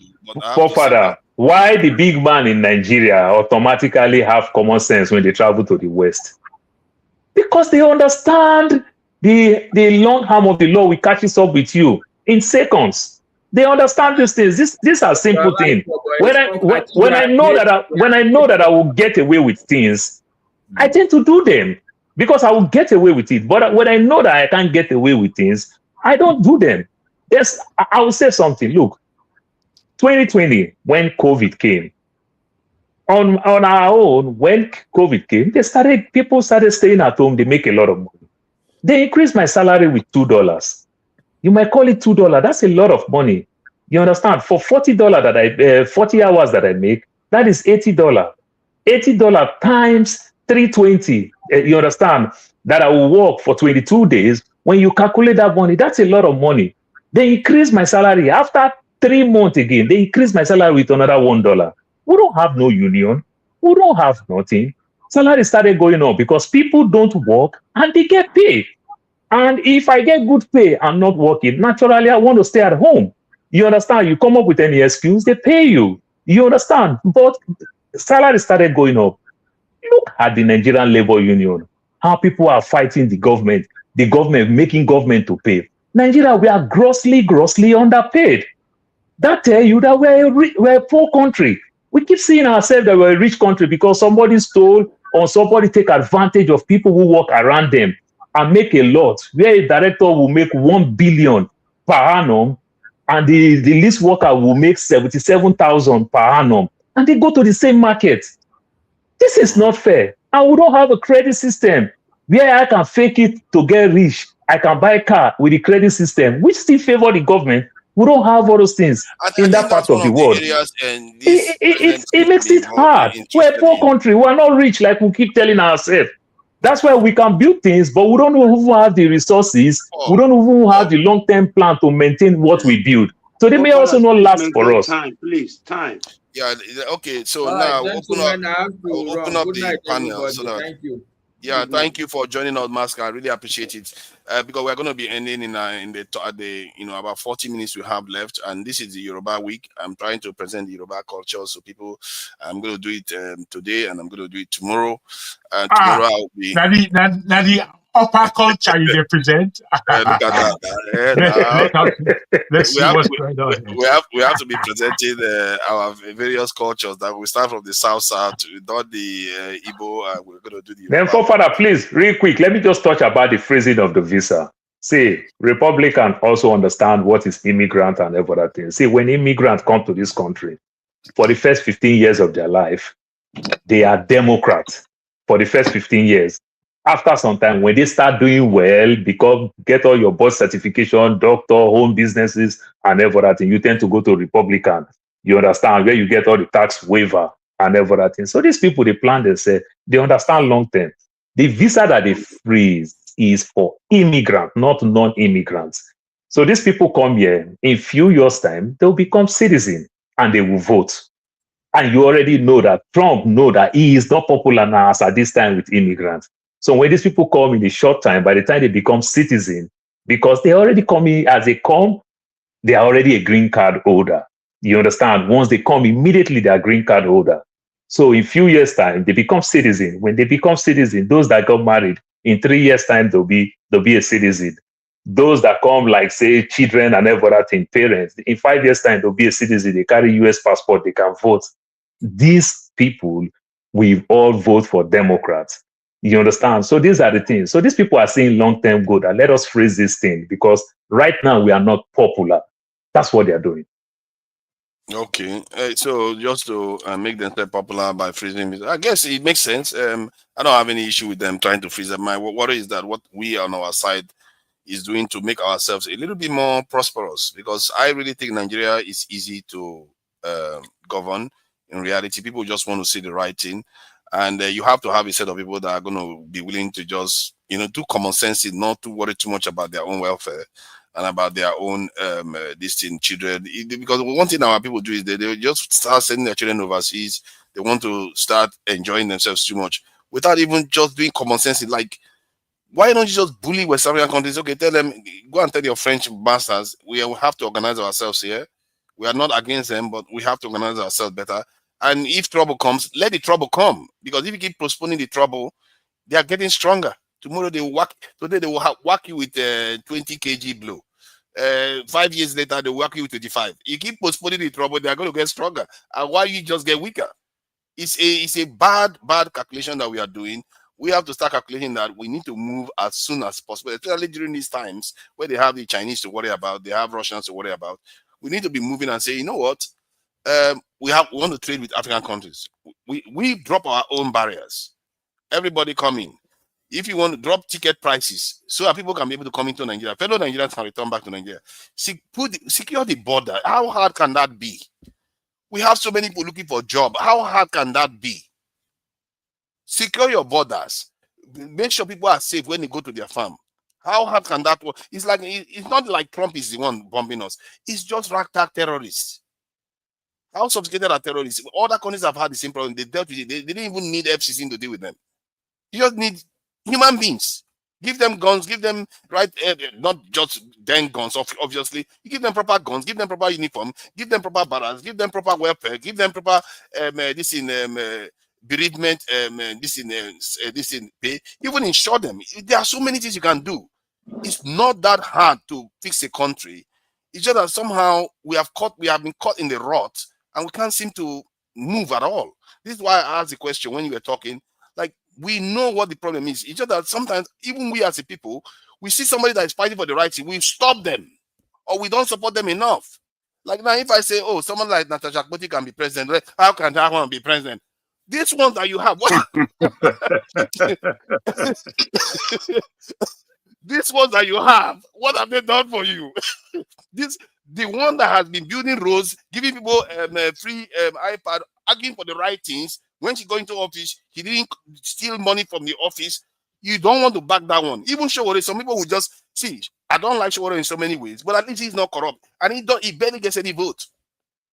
It's the same Nigerians so that are doing it to him. They did it to Ganifa with me. They did it to someone like Akpochi, and they probably do it to her too.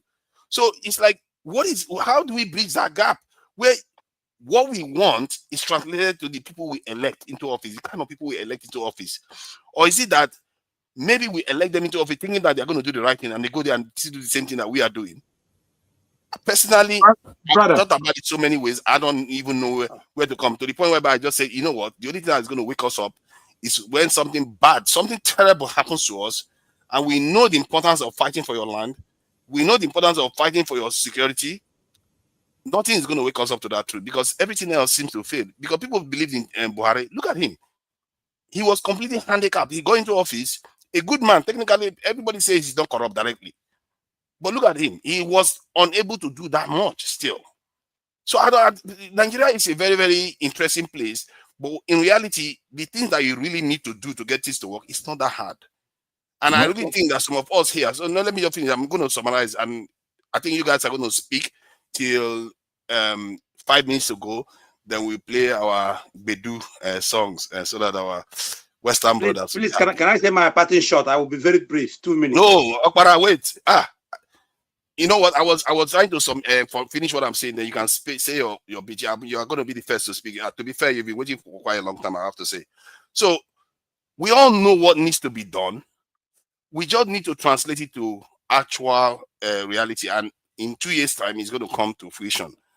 Because in reality, like all of you here now, you all know to an extent you have higher standards. I hope so. That you have high standards, and the time your power is going to be magnified is during that period. You try to reach out to the people you can reach out to. You try to leverage whatever lever you can pull to change the direction of the country as much as possible. If it comes to governance, personally, I say you should fight for a presidential council system, because we need a country that is extremely stable. And I think that's the most stable system you can have in the country, in the world. It's about one of the most stable systems in the world. It's been around for over 200 years, and that country is doing very, very well. If it comes to security, you better argue for more manpower. Don't argue for equipment, because people are buying equipment all the time. It's not going to work. Israel has done it. Everybody has done it. You have to have more people. Those critical things, whatever you can do to improve things, we need to maximize it, because when you do it before the election, you are more likely to get a better outcome. At least you are going to force your politicians. You are going to push them. We don't even push them. They don't tell us anything they are doing. Tinubu just said, I'm going to remove the subsidies. He didn't tell us what he's going to do with it. And today he didn't tell us what he did with it. They don't tell us anything. We don't even ask them anything. This is a democracy. They are supposed to explain to us what they are doing with your money, what they are going to do when they get into office, until we push them. For some reason, this platform, we are not able to bring them here. We barely are able to even bring free trade union presidents here. How powerful are these trade union presidents in Nigeria that I can't even question them online? So one way or the other, we have to do the best we can. Personally, while I'm in Nigeria while I'm talking to people, I would try to do the best that I can. I think if we all start putting our money where our mouth is, all of us that are overseas, we may actually be able to make an impact, because our minds are not for nothing. All this conversation is not for nothing. We are already primed, and there will be a time when our abilities are going to, the ability and the things we can be able to do, the power is going to be magnified. And I hope we take advantage of it in 2027. Maybe even President Tinubu will do the right thing if you push him enough. Maybe even him will do the right thing if you push him enough. In politics, there's various ways to transform the system. So I will leave it at that for the time being. And Okpara, you can go ahead and let's just open it up. Let people can speak more freely. I'll just be quiet. Nice one. Thank you. I might ask a few questions here and there, but I'll be quiet. Thank you very much. I've stopped blaming the new colonialist or imperialist. The imperialists we have in Nigeria are those people, our own people. The ruling elite, the cabals, they are our main problems. They are holding us down, not to Igbo man, not to America. These people we call our governors, our president, our senators, they are our abattoirs. They are our nightmares, not anybody else. For example, you see what a country, you come to a Nigeria, if you are a Yoruba man in Imo State, you are born there, you grew up there, you schooled there, but you cannot even be elected even as a local government chairman. You go to other states, the same thing. An Igbo man cannot become a governor in Lagos State. A Yoruba man cannot become a governor in Kano State. And this is one country. We have one passport. But we cannot do this thing in our country. A Yoruba man cannot become a senator in Igbo land. A Yoruba man cannot become a senator in Hausa land. The same thing goes around. and we are here blaming neo-colonialists, we are blaming foreign powers. We are problem to ourselves. Let us tell ourselves the truth. We are talking about a one country, one strong country, one powerful country, but we have not even come together and agree. Do we really want to be in a system like this? If yes, how are we going to, push this thing? How are we going to live as one people? No. Look at on 15th was Armed Forces Remembrance Day. Go and see the kind of hate, who caused the war, who killed this person, who may, you see the division. You played football, Nigeria lost against, I don't know whether Morocco. You saw the ethnic division. They are blaming Igbos for not playing the penalty, for missing the penalty, sorry. The Igbos were blaming these people. Even some Northerners are saying, why did you even feature only the Biafrans on this thing? This country cannot work this way. The Nigerian problem is not America. Nigeria problem is us, because we have not agreed to live together as one people. So tell me, why should a country has indigenous problem? You are indigenous of Imo State, you are indigenous of Anambra State, you are indigenous of Kwara State in one country. Here where I live, even though I'm a black man, I'm a Nigerian, I came here as an adult, I have a German passport, I can say today, I live in North Rhine-Westphalia. I can say I don't want to live in North Rhine, I'm going to, what do you call it now, to Bayern. Nobody stops me. What stops me here because of, maybe if I want to contest something because of my language, because of language barrier. Otherwise, you are free to do something as long as you are law-abiding citizen. You are free to do it. But in Nigeria, the case is otherwise. In a country, you call yourself one person, one people. So the issue that unless we come down, tell ourselves the truth, what is distorting, what is hindering us from growth is we have not agreed to become one people. Forget about our religion, our languages, but we have not agreed to be one, to live together as one people. Election is coming very, very soon now. You're gonna see a lot of ethnic bigotry, religious bigotry in Nigeria. And then after the election, you come out and blame America, you blame Italy, you blame Germany. No, black people, let us, put our home, let us clean our home, let us put it, orderly. You are talking, look at a Nigerian cannot even go to Ghana. Look at what Ghanaians are doing to Nigerians in Ghana. Look at how even Nigerians pushed away Ghanaians from Nigeria. Ghana must go. And we are here talking about imperialists, destabilizing Africa. No, we are destabilizing ourselves because I don't want to be, delegatory, but I think we lack capacity, some capacity to rule ourselves. To be honest with you, we lack the capacity because otherwise, Nigeria is 65 years old, right? And look at where we are today. So what is, Paul was talking about, we are just managing, managing things for them. And then he's right. Tell me why somebody who studied electrical engineering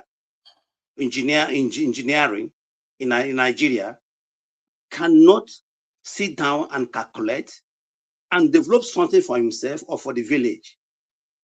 That person that studied engineering has to go to China or relocate to Japan before he becomes somebody. What is it not the same brain, the same brain he has with an American or a German? So I think there's some issues here. There's some deficiency in a black man. And we have to be honest with ourselves. That is where I'm coming. I'll end here. I believe that our problem is not a white man. The problem is in us. We are a problem to ourselves. We don't want to say the truth. The truth can only set us free if we know the truth. Thank you and good night from me. I really thank you for that. You know, there's very few times I say that you are out of line, but I don't say you're out of line, but I appreciate that point. Shabaka, so what do you make of all these, you know, everything so far? You can, you know, there's these lawmakers in, I don't know whether you know about, I don't think you know about local politics in Nigeria. The lawmakers are trying to sue or impeach a state governor. And Nigerian politics, it's just, to be fair, it's just a little bit rough, a little bit. I don't even, I can't be asked about them really. So, but it looks like I'm going to do a second segment, not this one, but a totally new one regarding, you know, what Very Dark Man said. And because it seems to be coming to a head now, and the experiences that iShowSpeed is experiencing in Africa, showing how different parts of Africa are responding to him, and looking at how the French are reacting to Trump's behavior. The whole world seems to be roiling at the moment, and even what Okpara is saying now, I noticed that Shabaka was saying no, we do have a capacity to rule ourselves.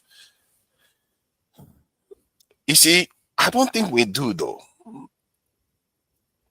I am one of those people that hold that opinion. The reason why I say that is because of the demonstration we've demonstrated. We don't seem to be capable of saying, looking other people in the eye and saying, hey, this is for us. We don't seem to be capable of doing that, but we'll have those conversations somewhere else, because we don't have a lot of time for this one. But you know, what do you make of this conversation so far? Let me just play the video quickly, because I want to show you what is going on in Nigeria right now. Well, so we'll show the video of retired military officers. Let's just play this quickly. Oh, it's a quick one.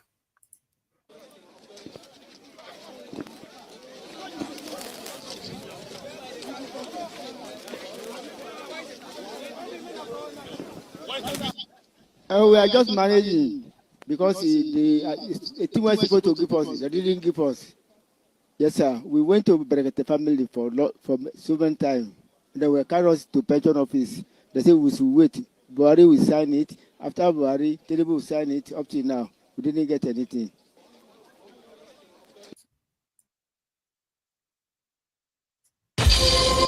So that is rice, you know, some kind of starchy food in a bag.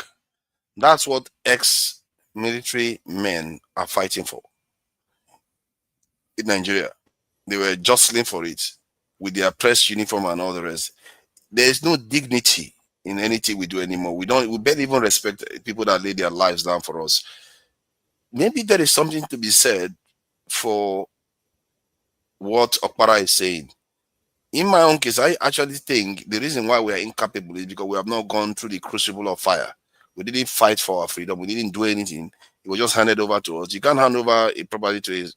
You know, I did say I'm not going to say anything. Let me leave it. Please say your piece. I'm just saying I sympathize with his point. Those sentiments, I hear those sentiments a lot though. To me, is defeating, because you've seen so many precedents set of where our people don't do the correct thing and they don't make the correct measures to obtain autonomy. In my opinion, majority of our people do not want to be autonomous. They don't value it enough. They might say it, but they don't want to put into action the requisite action that is going to take to acquire that. I think that it's time for us that want to be autonomous. We need to separate from people that don't. That to me, that's going to be that's really the only solution. And then the people that don't want to be autonomous, when they see that you are successful and you are achieving the things that you set out to, then they'll try to join. The average person is content with just they're content with being just run of the mill really subjects, and the leaders reflect that. In my opinion, there has to be what happened in China. There has to be a cultural evolution due to colonialism, due to some of our own faults that we've obtained through, I'll say, people call it the Ma'afa, but this period of where we have been colonized and really just conquered. People have adopted the defeatist mentality, and through really brainwashing, our people don't have a lot of self-confidence. And it exudes throughout the way we behave. So until we want to become autonomous, and until we value our own culture, and until we value our own people, we're going to continue to see these bad results. It's not inherently within us, inherently within all of us. Some of us, are inherently just inferior and cowards. But the ones of us that are not cowards and want to be autonomy and want to be autonomous and want to be in control of our own destiny, we need to galvanize. I'm done arguing with people that have the defeatist mentality, because it's exercise in futility. There's no historical precedent that you're going to show them that's going to convince them that we have active enemies that are in the world trying to impede our progress. They're going to continuously blame us, which we have some culpability. But the thing is, when you have people that want to clean it up, you become enemy number one with imperialists. And people that just want to ignore that, they just don't want to face the real enemy, because they don't have any self-esteem, because they really don't believe that they can overtake them, which that's up to them. But my thing is, we need us that want to be autonomous and us that know we have the capability to govern ourselves. We need to separate and create our own strata and create our own societies and create our own cultures. Those of us that don't, leave them alone. There's no point of arguing with them. We don't have time. Like, we've been doing this over and over again.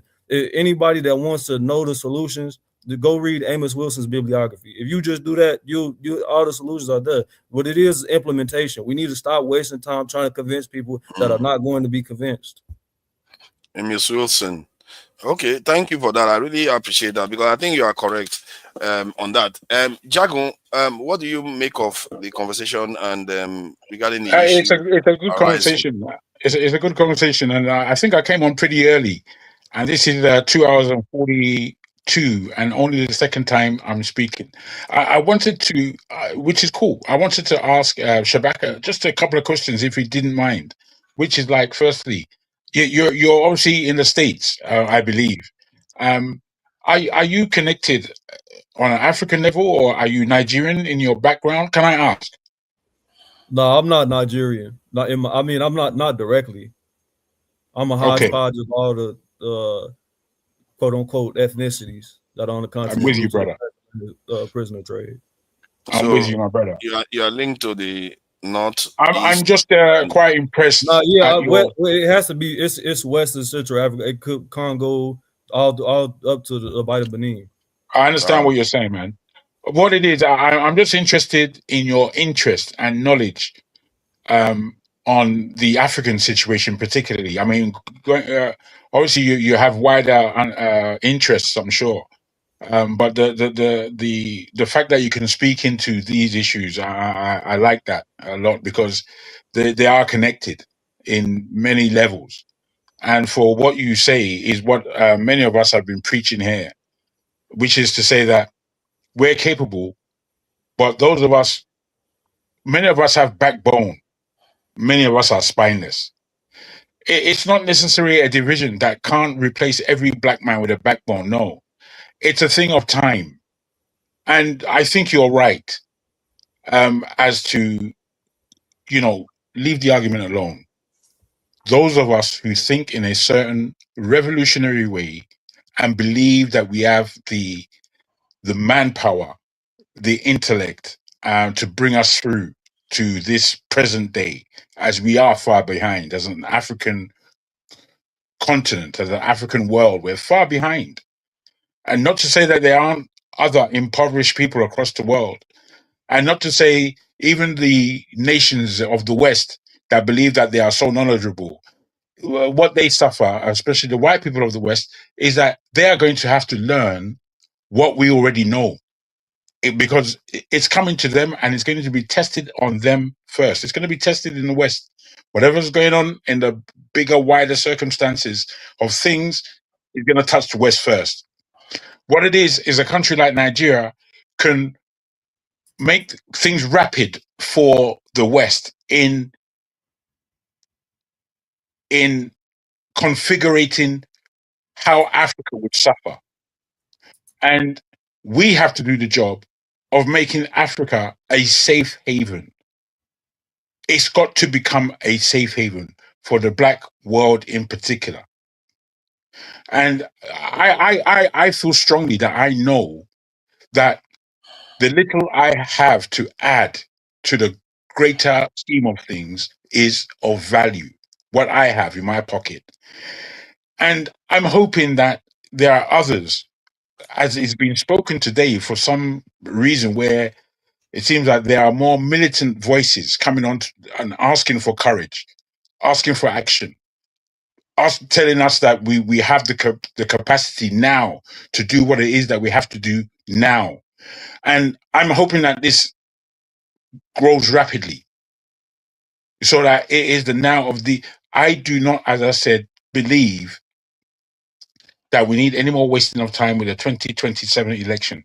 And I believe that we as a people who are thinking revolutionary on a really constructive level, I hasten to add that we should be making trajectories over the next, from now till 2027, 2028, 2030, let's say, for us to have things really turned around completely.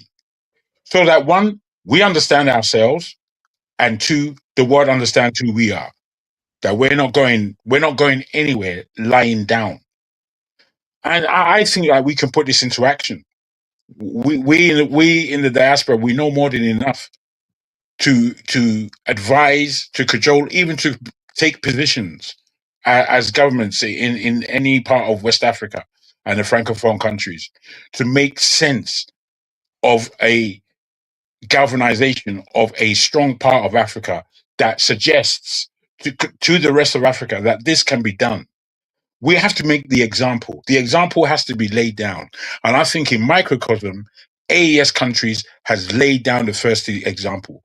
It is for Nigeria to lead the rest of West Africa, including all Francophone countries, to come under one political, economic, social banner that makes us viable, not to be talked down to. You can't talk down to. You can't. Yeah. That is my aspect. I think I agree with you on that front. If Nigeria can do a little bit of Trump in West Africa, maybe we'll be in a better position and things will start stabilizing, because we haven't, because we don't even have the resources. Like we haven't, there's no manpower to do anything. We have the ability, clearly, if we wanted to. It's not so hard. I don't know why our leaders lack ambition so much. But I think we've got to stop worrying. You see, I was wondering where you were going when you spoke about we've got to do a bit of Trump, and then you went on to our leaders. I'm saying that, look, brother, it's time to forget about these people. It really is time for us to take our minds away from their fuckery in order to position our energies into what we are going to do collectively. Because nobody's going to do this thing for us. Nobody. I need for us who are on the page of agreement to stop thinking about what it is that they're doing, because they're doing rubbish. I don't know how much more rubbish we need to see from them. I think you have a point there. You have a point. I guess the idea is to either you become part of the leadership, or have the people that are going to be in the next set of leaders have the similar ideologies as we do. Yes. That is very, very important. We start looking into that. Maybe we'll start looking at the candidates that are going to be showing up from now. Now you're getting me. Yes, brother. Now you're getting me. Let's bring X0 in. I'm sorry, X0. Long time no see. I forgot that you were there even. I don't know. Maybe because you are way back in the behind the scenes and waiting for me to transgress against you, so you hold that against me. X0, are you still there? X0.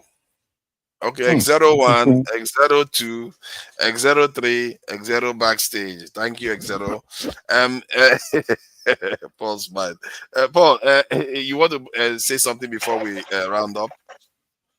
Not really much. I don't really need to talk much. You see, this AES thing that we're talking about, you see, one thing with that Ufi always said that how powerful America can be. The Russians and the Chinese can sell whatever things they want to sell for you, but they are not there to protect you and every other thing. So it's really, really hard. For me, I just think, like they say, charity begins at home. We can still borrow the Chinese method, close our home. Anything we know that we are lacking, I'm talking from the place of government and every other thing. Go out there, go look for it and everything. Because if you work with one, you suffer on the other one. You see, when I watch Piers Morgan, where they say, oh, China is taking over Africa. China built all these nice bridges, railway, hospitals, airports, and everything. Because we don't see what America gives to us. Other than rich people just go send their kids to go school in America. And they enjoy their wealth, live their lavish lifestyle in the West. We don't see what they give to us. So why can't we count on China? But if the West also bully us again, the Chinese or the Russians are also not there to protect us. So I think it's time for us to close our door, do the things that we want to do, find something, commodity that we can sell to the world, how we can improve ourselves. Even though if for us to how to understand how we can dig into ourselves within the West African regions, the regional strength, you understand, peace through strength. Because right now, we are not united as Africans. We still need that peace through strength, where Ghanaians don't really want Nigeria. We fail to understand that these are just divide and conquer. These things happen everywhere. Even though growing up, we see the West Coast and the East Coast fights. You understand, the Tupac and the Notorious B.I.G. We see all these things. It's everywhere. You understand? So we need to close our door and grow ourselves, invest more money. Some little thing that they can do that can provide, make some businesses strive. I see that when I moved down to Arizona. And these things really, really helped me. Some businesses need to get some good tax waivers, some incentive for this business to grow. Not every business that will start, you understand, that can do well. Mostly in an import-driven economy. How do you want to tell me the man who imports something from China very, very cheap, and the person who wants to start from the scratch in Nigeria, they can't compete. They can't compete. You understand? They can't compete. If our Nigerian rice is doing very, very well, then we don't need rice for Thailand. They still smuggle the Thailand rice to Nigeria, where we will call foreign rice is the best than local rice. We just need to invest in our local rice, and our local rice will be the better one. After all, the local rice that is good. It's what they used to make all the so-called Ofada rice and the likes. These are good things. But when people want to start things like that, you give them incentives. You understand? You give some tax waivers, things for them over time, the next 5, 10, 20 years. This thing will strive, you will grow, it will bring growth. You know, because the West, they are like animal in nature. They will always fight. They will always change the goalposts. If you think you want to place them with the way they want it, if one government change, they will change the goalposts. How do you deal with people who keep changing? You see the way Trump is treating the Machado, the lady who think, oh, if they move Maduro, she's just going to go in. You see what Trump is also saying with the also guy again in Iran, who think, oh, if they come out the Ayatollah, he's going to go in. Trump say, I don't think the people really like you. I don't think the people really know you. They will change the goalposts. Because these people, they need the weakest one of you so that they can use it to control you. You understand? The DEA, America would have sell everything about Tinubu to us when all those questions was coming up. But if Tinubu have a lot of baggage in his hand, they understand that Tinubu is the best person to work with because they can use those things to cut any deals they want. You understand? The French will use Tinubu health to cut any deals they want. They can remote him. You don't know all the chips that they plant in his own body. A military guy said something. He said, if you're a captain in the Nigerian army, as low, just the beginning of what we call senior staff in the military, people are not supposed to even know your family. But Nigeria, every generals, every big man, their kids all school in the West. They don't even school in places like Pakistan, Iran, and whatever. They school in the UK, the so-called America. They all school in the West. That's a level of compromise. You understand? Somebody can use my kids to cut deals for me. I will compromise a whole state, a whole nations, a whole community for my own. Because we all tell ourselves, because of them, that's why we work hard. You understand? Then you see all Nigerian military, you see their wife go to General's Wife Association. You see their family. We actually know their wife. We know their families. They kidnap these people. They do things like that. This is not how things run. You understand? At that level, there's supposed to be some level of security. Brother, sorry, I don't want to cut you at all. But just to join you, it's the level of data and security that we should have. But, you know, I was wondering if Forefather was recognizing what you were saying is deep in the whole mishmash of how we are not practicing governance at all. Sorry, my brother. Just wanted to underline that. Please continue.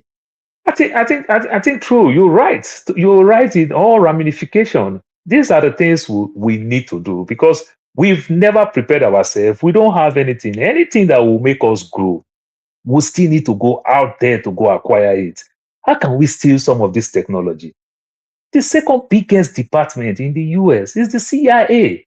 Look, America can run all type of documentary how they capture Maduro with 100,000 military men for 20 men and the likes and everything. At the end of the day, somebody snitch on him. He may be the vice president. Any other thing that had to it, it's just documentary for us to use to make movies. Somebody snitch on him, period.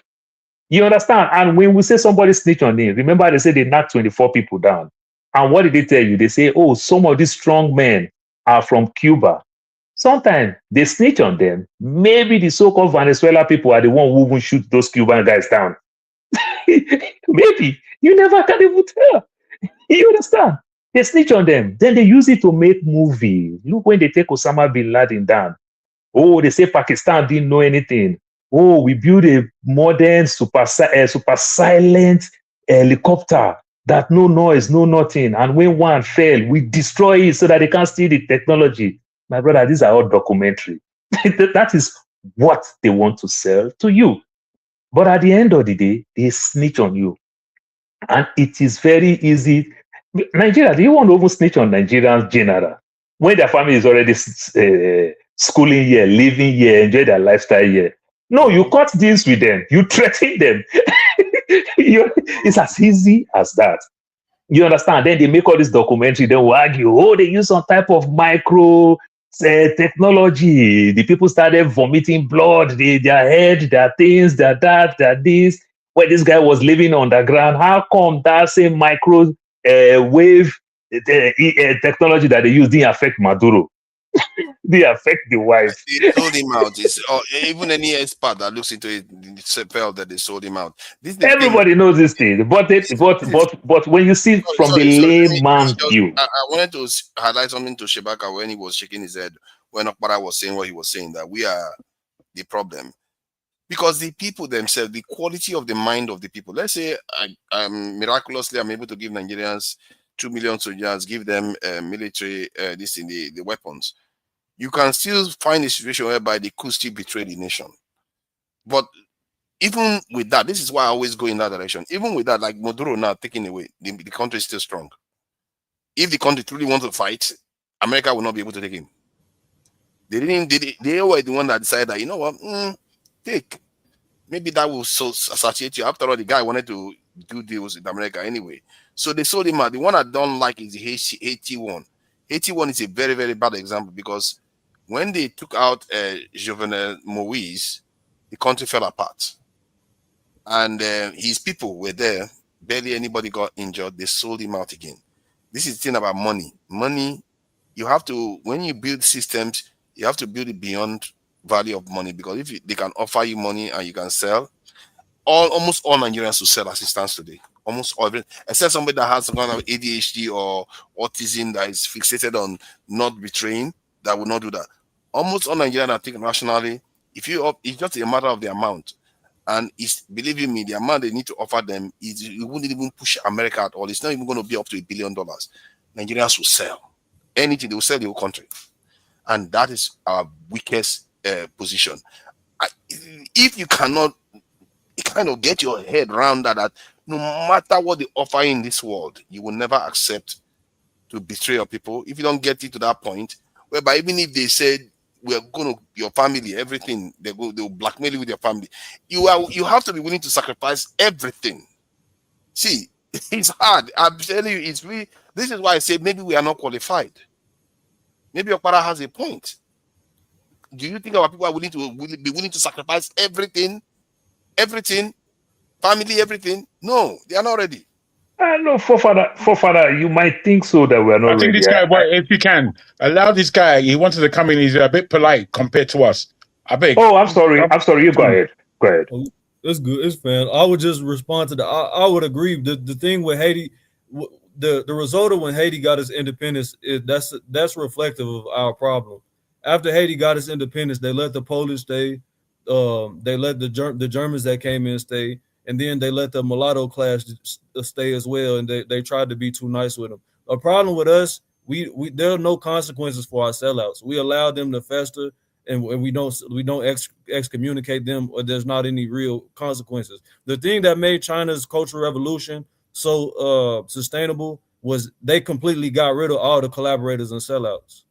We are not willing to do that. We have not shown the capability of being willing to do that within our own groups of people. The Mao did it, but they weren't able to sustain. But isn't that the qualification I'm talking about? Because they had the drive. They knew if they didn't do that, they would fail, and they got rid of the collaborators first. That's why the Mao did that. That's what the Mao was trying to do. They just couldn't overtake the British because they didn't have the critical mass. Yeah, they did try. You're right. And that is the Taiwan today. That is the Taiwan compared to the Chinese today that they say they are sellouts. That's where the point of qualification also comes in. Even the ones that tried, if you look at the way they tried, the tools that they used to try, it wasn't enough.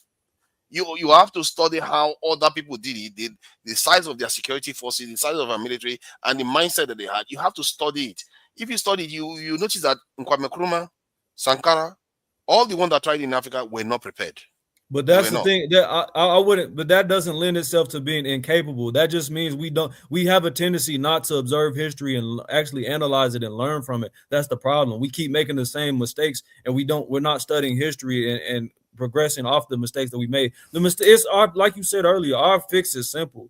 Our people we refuse to learn from history and make the proper precautions, adjustments, and adjustments to sustain.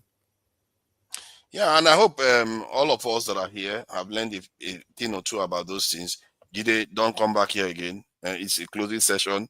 No funny business. Don't even try it. Father, do you know after our independence, Awolowo was systematically, like you talk about preparation, systematically chase away the British people. He's cool with them. You understand them.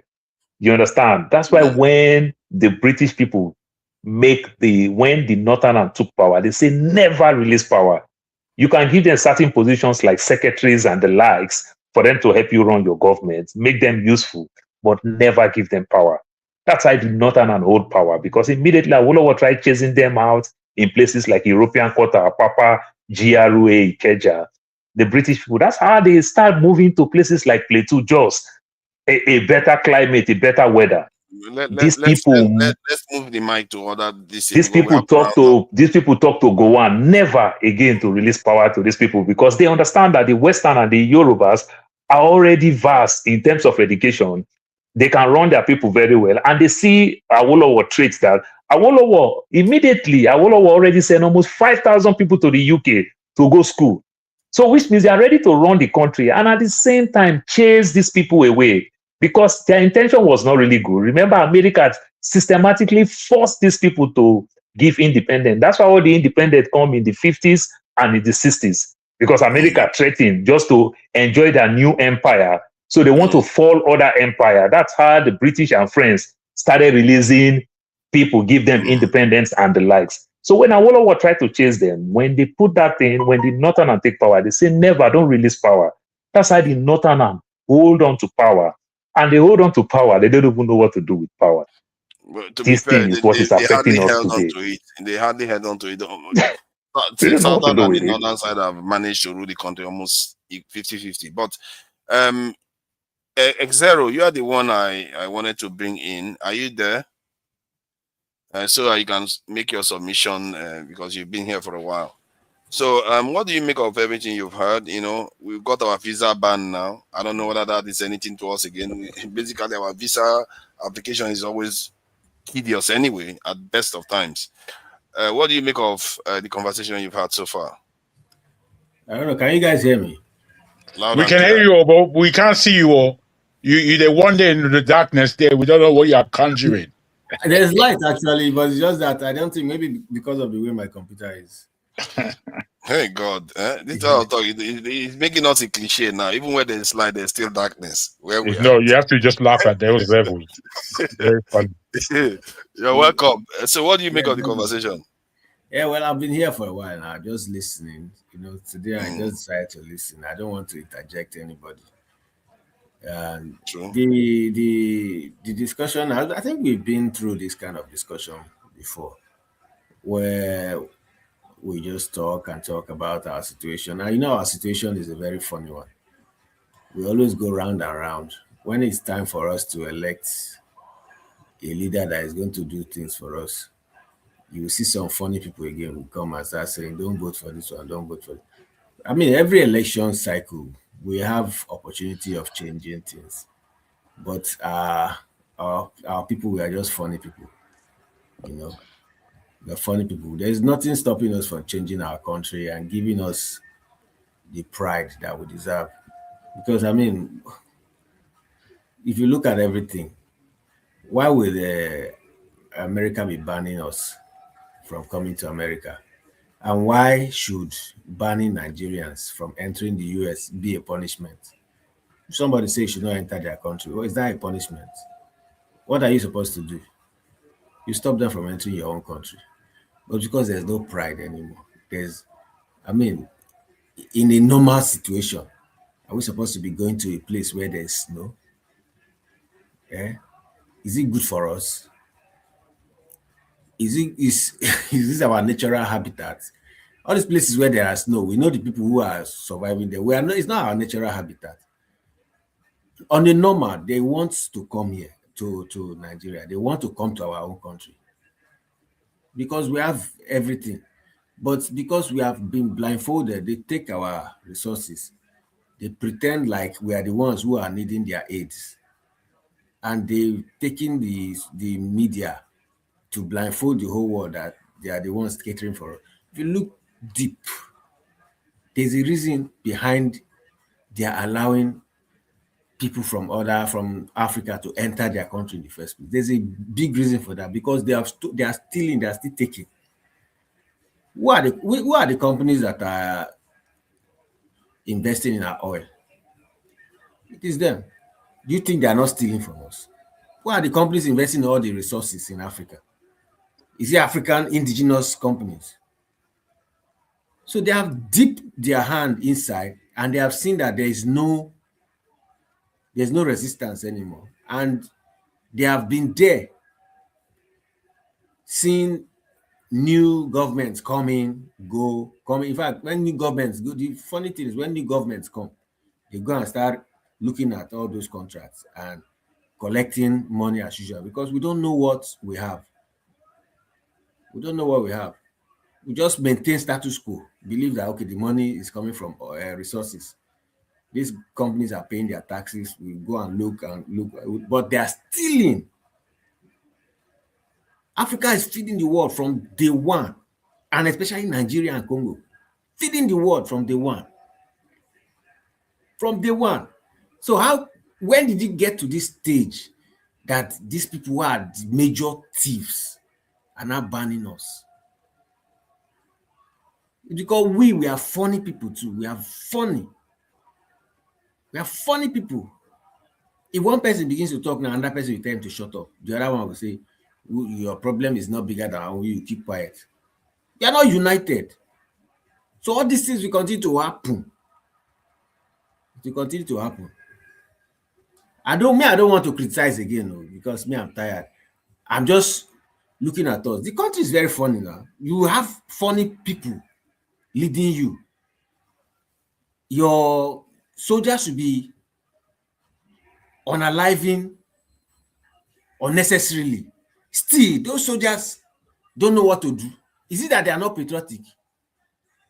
In every country where you have funny leaders, it is the soldiers that seize power.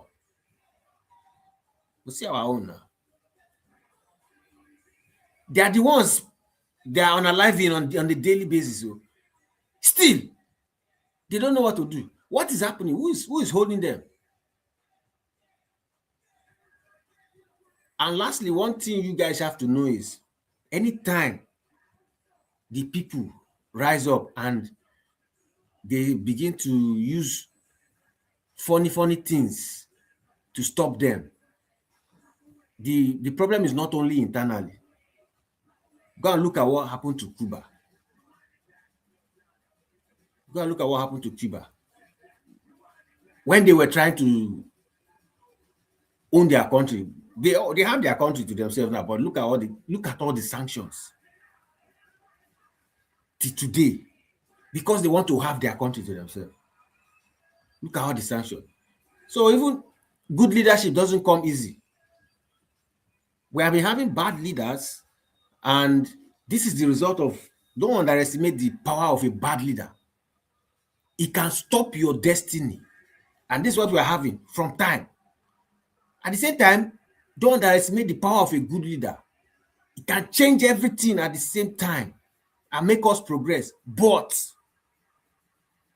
when that good leader comes, it will face backlash from those who don't want you to progress. Like Maska was saying, we're in a time where people will be patrolling. Destabilizing your own country is their own work, so that they will benefit.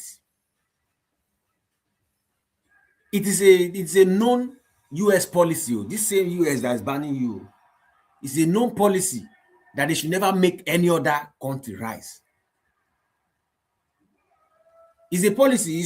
Go and look at the Kissinger. Is it Kissinger or its reports? It's a known policy. It's not hidden. Wolfowitz doctrine, Kissinger's report. Yes. It's a known policy that they should never let any of these rich countries to use their resources. It's a known policy. That is their doctrine. So I think Nigerians, the funny thing, we need to see the plethora of problems facing us to now be able to navigate, because we cannot just move. It's not a just world.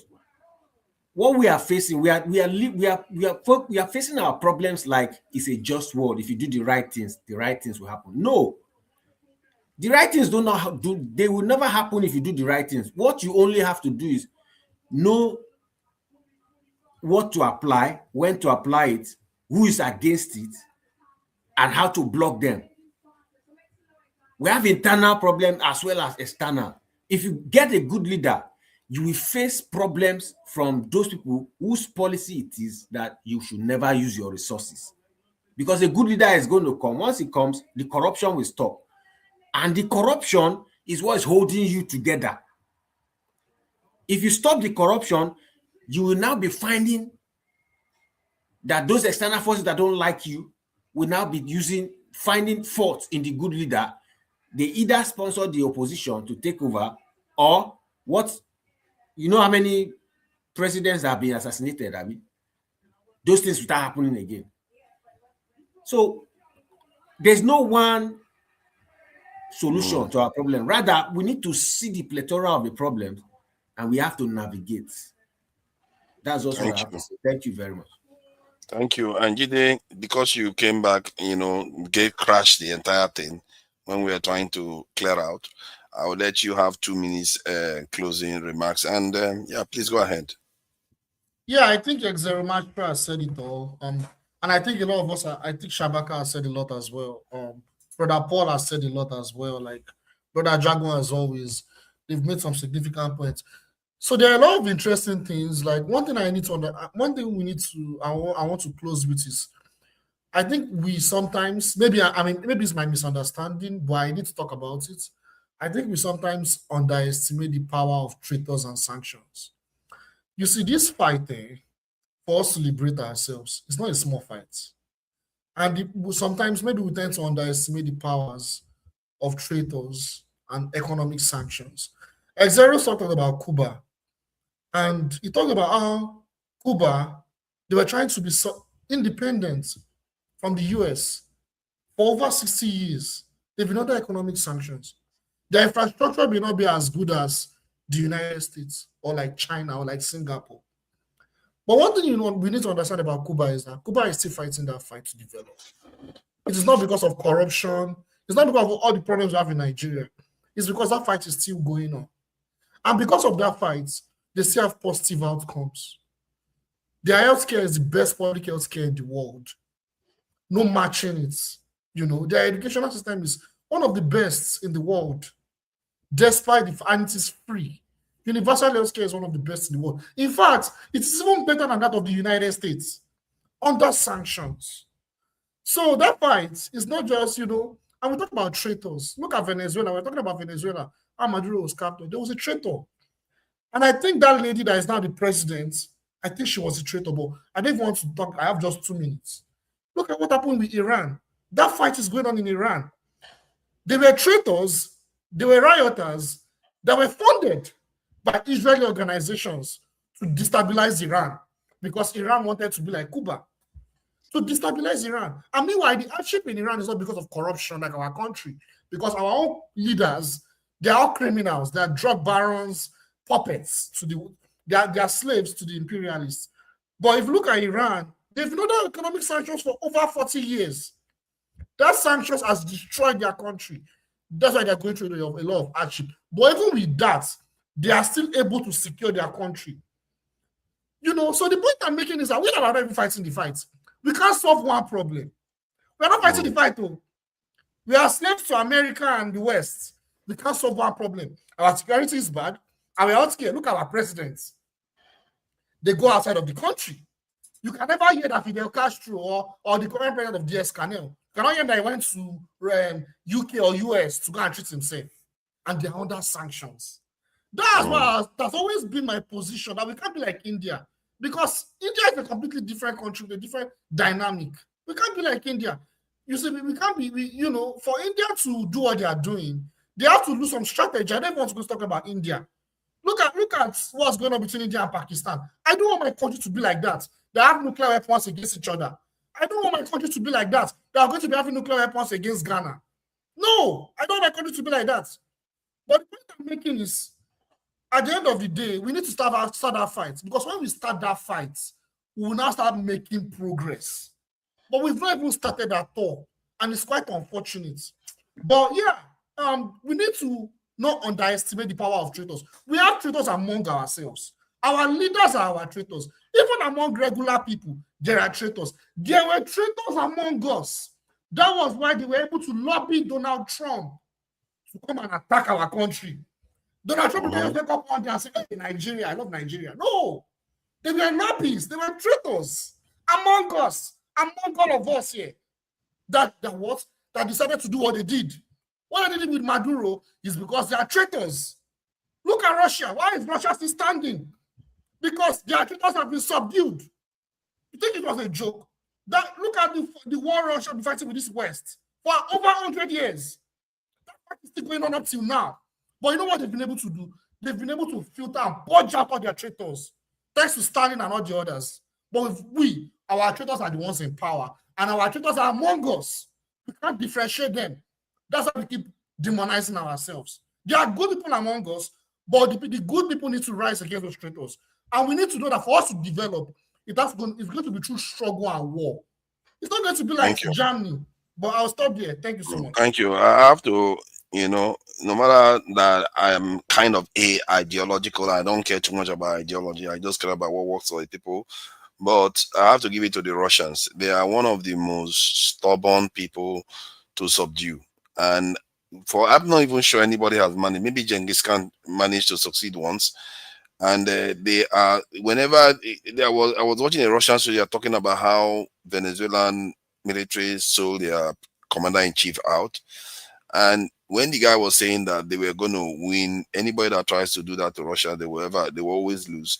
When he said it, you can believe him, because generation after generation have tried to conquer Russia and they failed, from Napoleon to Hitler. Not that they didn't try, they fought, they put everything they have to take Russia, because Russia is like that large land that has everything that you need as an empire. Everybody wants to conquer it, but they fail. To the point where Russia even burnt their own capital down just to make sure, just to spite their enemies. So these people have like an innate drive to protect themselves. As a matter of fact, they didn't have a choice, because everybody wants to invade them all the time. So they just have it. When they say they want to fight. They are ready to fight. funny enough, I was watching CNN report the other day. Trump was talking about the Venezuela issue. Then he just cut for somebody. He just cut into the Russian. He said it's not like Russia that just goes on fighting all that. I was like, he's quite right about that. The Russians, they don't see any problem. We just keep fighting forever. That makes me laugh because it's America that keep fighting and fighting and fighting. Go look for trouble. Go bully people. But they hate the fact that Russia is ready to say, whenever you're ready, we're ready. We're going to fight forever. Just keep fighting. So I think that kind of mindset, we have to have that kind of mindset. The kind of link where you mindset, the poison shrimp mindset, whereby even if you're not strong enough, but be prepared that you should defend yourself with all you've got. That is the mindset of Link YU. That is a very good way to start for Nigeria because we don't have all the might right now. But you have to have that mentality that you are trying to do your best for your people. You are not looking for trouble, but if you want my trouble, I will give you double. I'll give you triple. So that is how Link YU approached its national security posture. Today, they are one of the richest countries in the world. They are prospering. They are living very well. So this world doesn't reward weak people, and this is where I agree with Macron. I don't agree with Macron on a lot of things, but he was right on that. And France is coming out. You know, when I saw France today, when I just watched some of these, France is not. People underestimate France because of America, but if America steps backward, you're going to see France start becoming more and more muscular. If you didn't know better, I've never seen France like this before. Let me just show some of these images. Because France is beginning to feel like, okay, America has gone crazy. We have to settle scores here.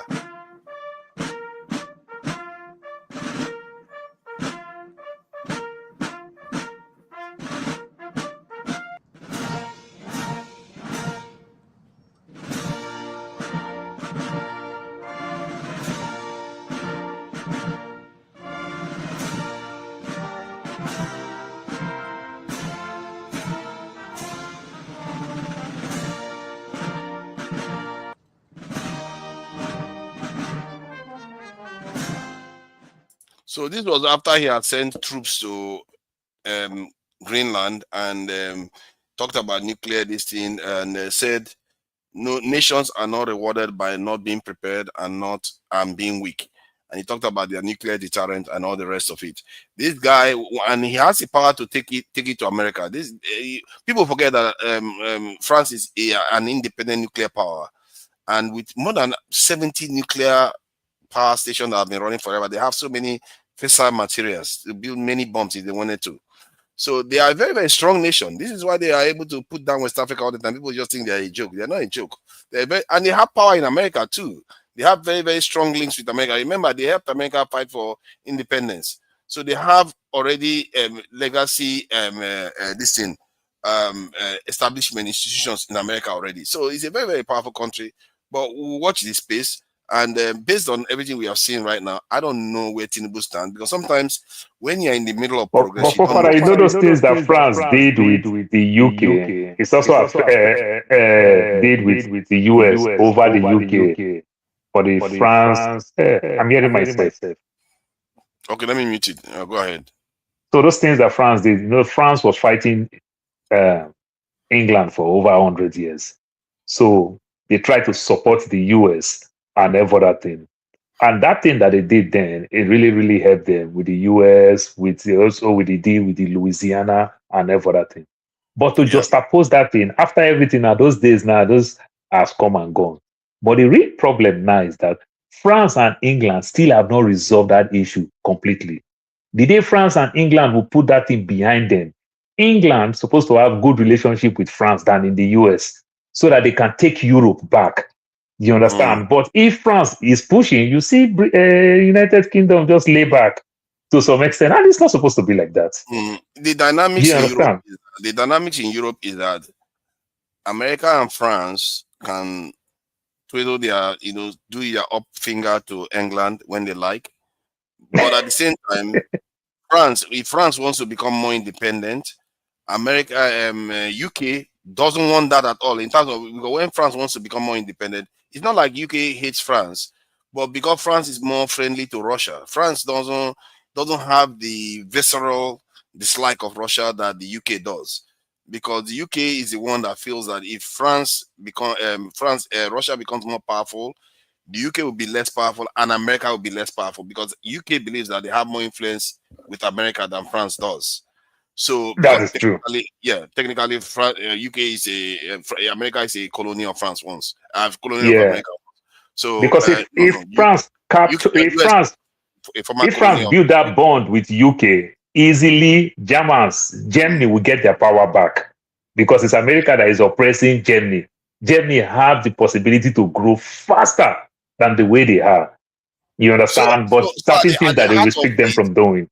At the heart of it, the problem of Europe is technically the UK. If the UK says, and maybe they should be a problem, because if they are not, that's the seller that we're talking about. All of them coming together. See, if the UK is not busy spoiling against Russia, because if the UK says, you know what, fine, Russia become the superpower of Europe, I don't care, you will see Russia emerge, become the most powerful country in the world easily. Because Russia is sitting China on the right or left, and the Western Europe, in short, the entire Europe on its right, and having access to the Levant and everything, the whole world, Russia will rule. They have the resources, they have the manpower to be able to do it, and they have the will to do it. So, but the UK doesn't want that, and that's what led to that Mackinder thesis, and that's what they've been executing. That's what's been causing all this chaos all the time. And but it appears Trump wants to flip it to an extent. This is what is triggering a lot of crazy alarm bells in Europe. They don't want that. They don't want Russia to come in. They are scared of Russia. Now Europe is even scared more than the US now, than even Russia now. Oh yeah, the way Trump is going. The US is not worried. It's the Europe that is more pissed now. Europe is so angry. As a matter of fact, France is very angry, because they fear that for what they've done to Russia recently, Russia might come at them very, very badly. Because remember, it's not Trump that engineered that war with Russia. It's the Democrats. So, and now suddenly Trump is coming to pull their floor, whatever they call it, pull their leg, whatever they call it. So he's trying to pull the rug out of their feet and from underneath their feet. So they are feeling a little bit vulnerable right now, and it's beginning to be like they want to defend themselves. They are talking military action against America. That's crazy. We think that is unheard of. These people are crazy. They will fight.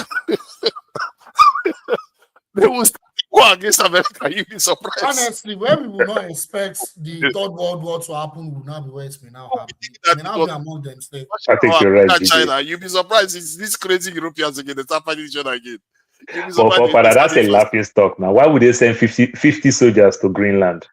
That don't make any sense. No. He said that they are sending more. They are sending more. By now, they have more. They are sending ships and everything, nuclear submarines and all. So they have all those ships already. Can you imagine? Even France has got nuclear submarines. That's what they were looking to use to bribe India to come into their alliance. They want to give India nuclear submarines, something that they would not even offer any African country ever. Because our leaders don't even have ambition. They don't even ask for anything. Forget it, Jerry. Let's round up. This week is for Father, we get blood of Jesus. We get blood of Jesus. Africa. It will come to this thing. So let me thank all the people that have come to view. Kolata, I saw you there today. I don't know where you crawled out from, but it's all right. Sometimes people have to come out and see the sun after living in the darkness for a while. Kolata, Kenriba, I see you there. AB, I see you there too. All the people in the chat. None of you donated today, though. Yeah, there's an election coming up. You want us to do better, you won't donate. All these people that come here to view this, to come and contribute and discuss these things, they are contributing honestly. Not all these people that you see on TV that you listen to. Many of them, they are constrained. They can't tell you the truth. They won't tell you the truth. The people that come on this panel, they are speaking their mind. Nobody is telling them what to do. Some of them, the matter that they say crazy things, but they are speaking honestly. And some of them are highly educated and highly experienced. All those guys you see on TV, they may be educated, but they're not going to tell you the truth. What is the point of being educated if they're not telling you the truth? If they hide the truth away from you, you're not going to see anything. The channels you should be supporting are channels like this that are discussing the issue openly. And I really hope they keep it open, because sometimes I feel like when channels want to grow, they want to start becoming like establishment channel. What is the point? You are recreating the same machine that has kept the masses out of power for a very long time. As a matter of fact, it's happening all over the world now. The masses are becoming more and more powerless. Look at Trump. He put most of the money in Qatar now. It's like, well, how about the people? I thought you went and got oil money for America, but now it's in this thing. This is the name of the game. They're just enriching themselves. This is why the West is falling behind China. Why is it that the West that was ahead of China is almost as if they are far behind China now? China is developing so fast ahead of them because they are busy stealing money and putting it in the hands of the elite instead of investing in their countries, building their countries to advance the people. And what do they call it? They're investing in the people, isn't it? Instead of them to be doing that, they are busy enriching themselves. And they are still doing it. And that's corruption. And no wonder people are saying their empire is falling. That is how empires fall. Because you're not building your people. You're not building your country. You're busy building the elite only. Corrupt practices. The West is corrupt. It's just that they are so powerful and rich. That's why it looks like it's not showing right now. And why? That's why China is rising above them. Because China is not that corrupt yet. China is still building for the people by and large. My God. The thing those people are building is mind-boggling. They built more than 6 miles of tunnel under a river. And they did it in such a way that they said the river, you're going to be able to see the water from the tunnel. And they did it in less than 100 and something days. Like, not even a year. They are on a different level. They are on a different level. Chinese are like machines. And this is, when I see them doing this, I say, this is what our leaders should be thinking. They're like, go and hire some of their construction people. Come and build rapidly for us. Pay them what you need to pay them and have our people learn from them. That is the kind of things you should be doing. But you don't see our leader doing this. If anything, Trump threatens them one day with attacking Sambisa Forest. They just run back. They don't want to attend the G20 summit again. They don't want to attend the BRICS meeting anymore. Our leaders, they are so scared. It's really funny. Father, do you know the things that the Chinese is using to do all those things? These are the things that the Chinese do. Take, for example, now, if we Nigeria say we want to do these things, we need to go buy the material. Then if there is sanction, then you can't get the material. You understand? So these are the things. That's why I said you can go out there, you can spend your best brains, you can go steal technology, you can do anything so that it will end up become what we call homegrown. If you don't have what you need as an homegrown, you cannot grow. You understand? What survived the Cuba to some extent? They send guys out to go be doctors, make revenue and bring it back home. They use it to survive. You understand? They help other South American countries and the likes with medicine and the likes. It becomes revenue that they take back and every other thing. So these things can still help. You understand? So we must do all those things. We must do that homegrown. We can't run away from it. Thank you. Shabaka, I really appreciate you for coming in. Paul, thank you for staying with us today. And Jide, and coming back to Crash in, I really appreciate you. Jide, you are doing, I really appreciate the work you are doing in the geopolitics. Keep digging deeper. Find out all those things that they don't want us to know. Jide, all the books you read, all the books are older than you. No. And it's getting better and better. And keep digging because we need this our knowledge. If I have the time, I will dig to anybody that is here. Let's dig deeper because there are things you're going to find that is going to clarify things for our people and increase our resolve to do the right thing. So thank you all for joining me, gentlemen. And we are going to go and play our cultural music and songs so that some people can see some of the rich culture that is in Nigeria. And Yoruba is one of the richest that you can find. You can't accuse Yoruba of not being very rich in culture. When you see a Yoruba man in their natural habitat, you can't mistake them.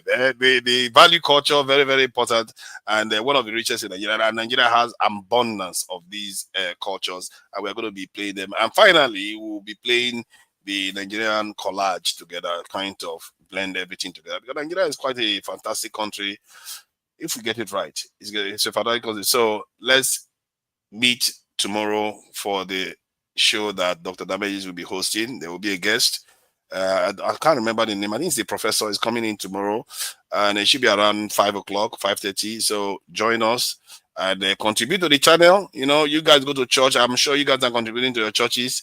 Remember to contribute to the channel, because the Dr. Dame needs to be able to do a lot of projects. Some of the projects include sending people on the ground to actually investigate things that we are discussing here, ascertain the truthfulness of things, maybe even talk to some of our lawmakers and find out what the real bottleneck is, where the real problems are.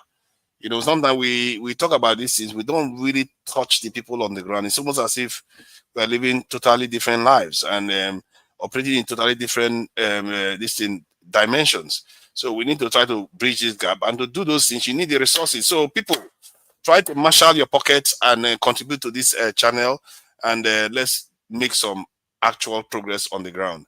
And the time is coming now. The election is going to be due soon.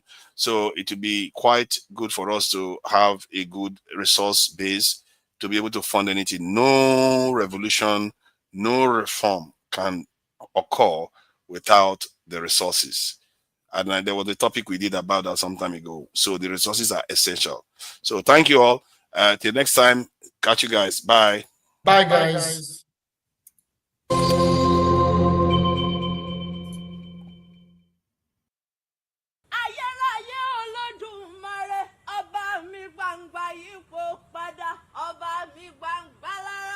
Ojo wini balẹ̀ gbogbo ilẹ̀ á sì tutù bí ojú òwúrọ̀.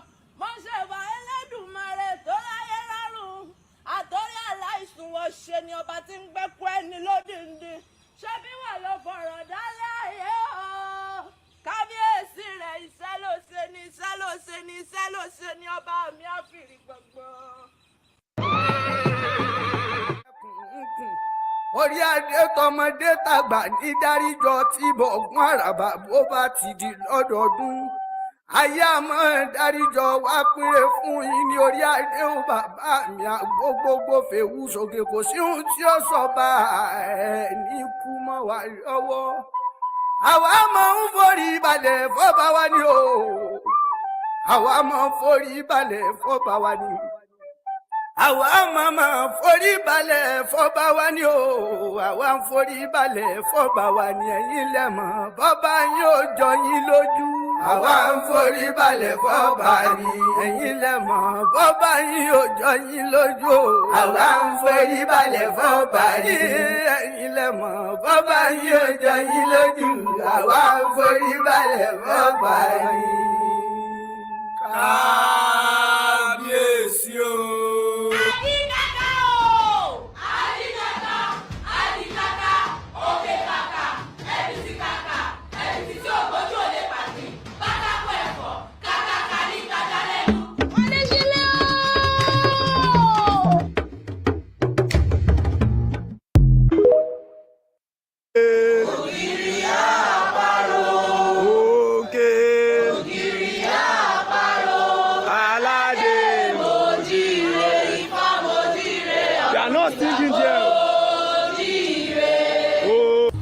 Dàbí rẹ̀,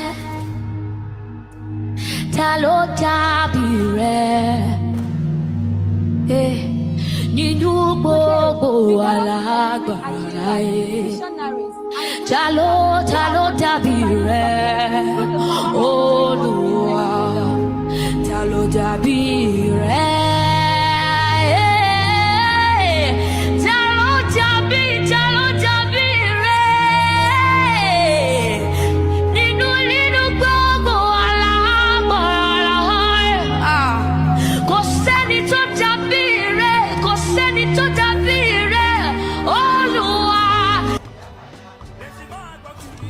Dàbí rẹ̀,